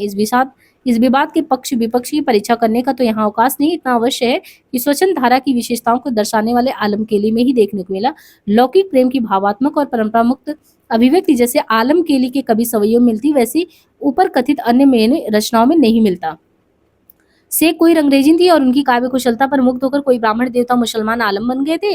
किंवदंती है कि साथ ही ये भी कहा जाता है कि जो है आलम केली के आलम छाप वाले पति आलम के और शेख छाप वाले पत्नी शेख के हैं, पर परीक्षा करने में उनमें शैली आदि को कोई विशेष अंतर दिखता नहीं। इसके अलावा शेख नाम के साथ पुल्लिंग क्रिया के प्रयोग में भी पद्यों में मिलते हैं। मुसलमानों में शेख नाम स्त्रियों के साथ भी होता नहीं है, अतः अनुमान ये होता है कि शेख आलम का ही जातीय नाम था। वही अपनी छाप यथावस्था कभी आलम कभी शेख रख लेते थे। बाकी ये रंगरेजिन की कहानी मनगढ़ंत भी लगे तो कोई बात नहीं। आलम घनानंद की भांति सर्वथा स्वच्छंद नहीं है। इनके कवि सवैयों में रीति परंपरा का गुण देखने को मिलता है और कहीं कहीं उन्हें नायिका भेद रस आदि के आधार पर भी खतिबाया भी कहा गया है। घनानंद जैसे अनुभूत की स्वच्छंदता और असाधारणता के प्रति जागरूक है, वैसे आलम नहीं है। फिर भी इनके काव्य की रीति इनके काव्य को रीति बद्ध नहीं माना गया है। इनका काव्य स्थूल वस्तु प्रधान माना गया, भाव प्रधान माना गया है। संयोग या वियोग जिस तरीके से उन्होंने वर्णन किया है, जैसे ये कहते हैं कि जाथल कीन्हे बिहार अनेकन ताथल काकर बैठी चुनियो करे, जा रसना सौ करी बहुबात सोतु रसना सौ चरित गुनियो करे। तो इनकी प्रेमानुभूति व्यक्तिगत है, अतः वह मार्मिक और सत्य लगता है। इसमें अभिलाषा की प्रधानता है, इसलिए प्रिय को पाकर भी प्रेमी तृप्त नहीं होता, उसका प्रत्येक क्षण अंतर्द्वंद से पीड़ित है। अभिलाषाओं का ही यही प्रभाव है कि प्रिय की छोटी छोटी चेष्टाएं प्रेमी के अंतरतम को मथ डालती है। कृष्ण निकट रहते फिर भी निष्ठुर है, ऐसी स्थिति प्रेमी के लिए गले की फांसी बन जाता है। इस प्रकार विवाह अनुभाव नायिका भेद आदि की रीतिबद्ध परंपरा से मुक्त होकर मन की उलझन और व्यथा की अनेक ऐसी अंतर्दशाएं आलम ने चित्रित की है। और ठाकुर कवि, इनको भी इसी में रखा गया है। और ठाकुर का साहित्य मात्रा में अधिक प्रयोग में नहीं मिलता। दो संग्रह ठाकुर ठसक शतक, जिनमें शतक के कुछ पद ठसक में भी आ गए। वैसे अपने काव्यमार्ग की विशेषताओं के प्रति घनानंद की भांति ठाकुर भी सजग है, केवल कवि शिक्षा के बल पर काव्य रचना का उन्होंने उपहास किया है। इस तरीके से आप देख सकते हैं, तो कुछ खास इनके बारे में नहीं दिया गया है। फिर का करिए तुम्हारे मन को, जिनको अब लायो न मिटाइयो दागा दियो, ऐसे करके रचनाओं में इन्होंने बताया है। कुछ खास नहीं है। रीत मार्गी कवि अपनी अभिव्यक्ति के लिए अलंकारों का अचल दल पर अपाद मस्तक मग्न थे, तो ये थोड़ा सा। फिर बोधा का अगर देखें तो विरह वारिश और इश्कनामा, ये दो रचनाएं हैं और इनमें पहली जो है माधवानंद कामकल्ला की प्रसिद्ध प्रेम कथा पे जो है विरह वारिश प्रबंध रचना है, और दूसरा वाला जो है मुक्तकों का संग्रह इश्कनामा। विरह वारिश में आपको घटनाओं का विस्तार से वर्णन देखने को मिलेगा।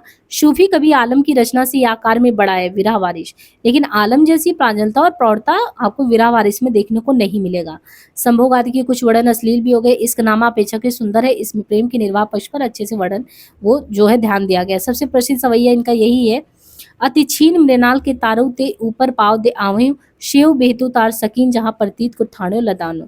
तो बोधा बड़े बेधड़क होकर निसंकोच बात करने वाले कवियों में से एक है। इसके बाद आपको द्विजदेव जो है इनका भी हृदयबद्ध कवियों में गिनती होता है। काव्य पर इनका भी प्रभाव स्वच्छंद का आधार दिखता है, और रोष, क्षोभ, दैन्य, धृति, उद्वेग, जड़ता आदि कितने ही भावों का सफल इन्होंने व्यंजना किया है। इनके ग्रंथ में एकमात्र आपको श्रृंगार लतिका सौरभ देखने को मिलेगा। 33 पद्य हैं इसमें, और डोली रहे बिकसे तरु एके सो एके रहे नवाई के सीसई, इस तरीके से यहाँ पे दिया गया है। और ऋतुमुक्त की सामान्य विशेषताओं के बारे में देखिए। ऋतुमुक्त पद्धति के कवियों में आपको समानता इस धारा के कवि अपनी काव्यगत विशेषताओं के प्रति विशेष रूप से सजग रहे हैं। अब जैसे रीतिबद्ध समसामयिक देखें तो रीतिबद्ध काव्यदर्शों से अलग समझा जाए तो घनानंद ने विशेष रूप से काव्यदर्श का सागरा उद्घोष किया है। इससे प्रतीत होता है कि वे अपने काव्य मार्ग की परंपरा मुक्त स्वच्छंद मानते हैं। वास्तव में इनका काव्य जगत भी भावमेघ में पद्माकर है। इन कवियों का लक्ष्य हृदय के भाववेगों को मुक्त ढंग से सबके सामने रखना है। घनानंद है, आलम है, ये लोग भी ऐसे ही रखते हैं। इस धारा के कवियों में आपको कवियों की प्रेमानुभूति को आत्माभिव्यक्ति की शैली में प्रस्तुत करने की योजना देखने को मिलेगा। किंतु अभिव्यक्ति की परंपरा यह तो भक्ति साहित्य में भी थी, लेकिन वहां भक्त जो दैन्य निवेदन करता वो साधनात्मक या आध्यात्मिक है। ऋतुमुक्त में आपको लौकिक प्रेम मिलेगा भाई, लौकिक प्रेम है। और प्रेम की व्यंजना भी आपको उत्तमपुरम की भाषा में देखने को मिलता है, फारसी का प्रभाव देखने को मिलता है। रीतिमुक्त कवियों का प्रेम वर्णन व्यथा प्रधान है, ये बहुत बड़ी बात है। इनके तहत एक तो संयोग की मात्रा कम है, और वह भी है तो उसमें पीड़ा की अनुभूति बहुत ज्यादा है। परंपरानुसारी श्रृंगार वर्णन सहयोग के हर्ष और विषाद से मिलकर बना है। इसका एक कारण यह भी हो सकता है कि फारसी का प्रभाव इनके मूल में है, और वहां भी प्रेम वेदना प्रधान ही अधिक वर्णित है। दूसरा, तत्कालीन समाज की भी छाया इन कवियों के मन पे जरूर रहा। सामंत शाही चरम शिखर पर था, और उसके अंदर जो है एक स्वाभाविक ही था कि इस प्रकार इन कवियों का एकांतिक प्रेमानुभूति का अंतरतम में सामाजिक असंतोष वो प्रस्फुटित हुआ है कविताओं में। प्राचीन काव्य परंपरा का त्याग इनकी सर्वाधिक उल्लेखनीय है। रीतिकाल का समूचा साहित्य या तो अलंकार आदि चमत्कारों के प्रभाव से शोभा संपन्न रहा, या फिर नायिका भेदभाव दोनों ही संदर्भ मतलब शास्त्रीयता में सीमित रहा है, ये चीज है। इसके बाद जो है रीतिमुक्त कवियों की प्रेम संबंधी धारणा रीतिबद्ध कवियों से भिन्न है। इनके प्रेम में उदात्तता है। रीतिबद्ध कवि जैसे इंद्रिय वासना नहीं है, जो रीतिबद्ध हैं उनमें इंद्रिय वासना और प्रेमी वियोग की व्यथा सहकर भी प्रिय की कुशल कामना करता है, ये बहुत बड़ी बात है। उसके लिए त्याग करता है, अंतिम श्वास तक लड़ता है। प्रिय नहीं प्राप्त होता तो भी प्रेमी का प्राण प्रिय ही है। अब आप घनानंद, आलम, बोधा, ठाकुर सभी के प्रेम को देखिए तो एक औदार्य रूप प्रेम का देखने को मिलता, अश्लीलता नहीं देखने को मिलता। वियोग में भी अनुभूतियों का प्राधान्य और बढ़ जाता है। उपमानों और बिंबों के सारे कभी अंतरदशाओं का अनुभव कराता है, पाठक भावमग्न हो जाता है। घनानंद है, आलम है, तो भावात्मकता के कारण इन कवियों का प्रेम वर्णन प्रारंभ में अस्थूल शारीरिक है, बाद में वो परम सत्ता के प्रति उन्मुख होके मतलब कि एक तरीके से कह सकते हैं ना कि प्रेम का उदार रूप दिखाने लगता है। एक विशेषता और भी है उसकी विषमता, उसका निर्वाह कर सकने वाला सबके लिए जो निगम नहीं है। प्रेमी प्रेम में आसक्त, उसके वियोग में व्यथा पीड़ित, सचिंत और सकाम है। वो अपने प्रेम का निर्वाह करने में प्राणपट से प्रस्तुत है। तो इनके अलावा इस धारा की एक महत्वपूर्ण विशेषता भाषा का असाधारण प्रयोग है। रीतिबद्ध में आपको रमणीयता देखने को मिलेगा, लक्षण, लोकोक्तियां, मुहावरे, लक्षण के सहारे ही घनानंद ने अपनी सूक्ष्म अनुभूतियों का बहुत अच्छे से वर्णन किया। ठाकुर ने भी लोकोक्तियों का, मुहावरों का अच्छा खासा प्रयोग किया। रीतमुक्त काव्यधारा का जो है इनमें फारसी काव्य प्रवृत्तियों का प्रभावित होना भी है।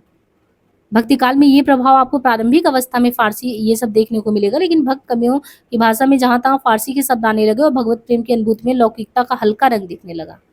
किंतु रीतिकाल तक आते आते उत्तर भारत के हिंदू समाज में ये फारसी और हिंदू में भी फारसी के विद्वान कवि होने लगे। घनानंद और आलम फारसी के ही विद्वान थे। तो ये इस तरीके से है। और रीतिकाल में अन्य भी प्रवृत्तियां जैसे आपको भक्ति काव्य देखने को मिलेगा जिनमें संत काव्य हैं और सारी चीजें। तो ठीक है, बस इतना ही। बाकी हमने बहुत अच्छे से आपको जो है पहला जो कराया था भावगत और शिल्पगत वैशिष्ट, वो है मेन हेडिंग है। और कभी जब हम जो एचपीएससी वगैरह मेंस वगैरह को होगा उस दृष्टि से लिखाएंगे तो टू द पॉइंट टॉपिक पे बात करेंगे कि इतनी रचनाओं की विशेषता ये ध्यान रखिए, ये देखिए। ठीक है, तो अब इस तरीके से आपका जो रीतिकाल है टेक्स्ट से हमने खत्म कर दिया, बाकी ये टेक्स्ट आपको सेंड कर दिया जाएगा ग्रुप में।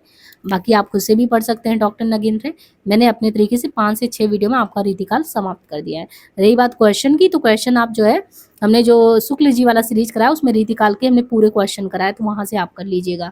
अब हम नेक्स्ट जो शुरू करेंगे वो आधुनिक काल शुरू होगा, और ज़्यादा से ज़्यादा लोगों तक पहुँचाइए। जल्दी ही सीरीज खत्म करके हमको गद्य साहित्य रामचंद्र तिवारी का शुरू करना है।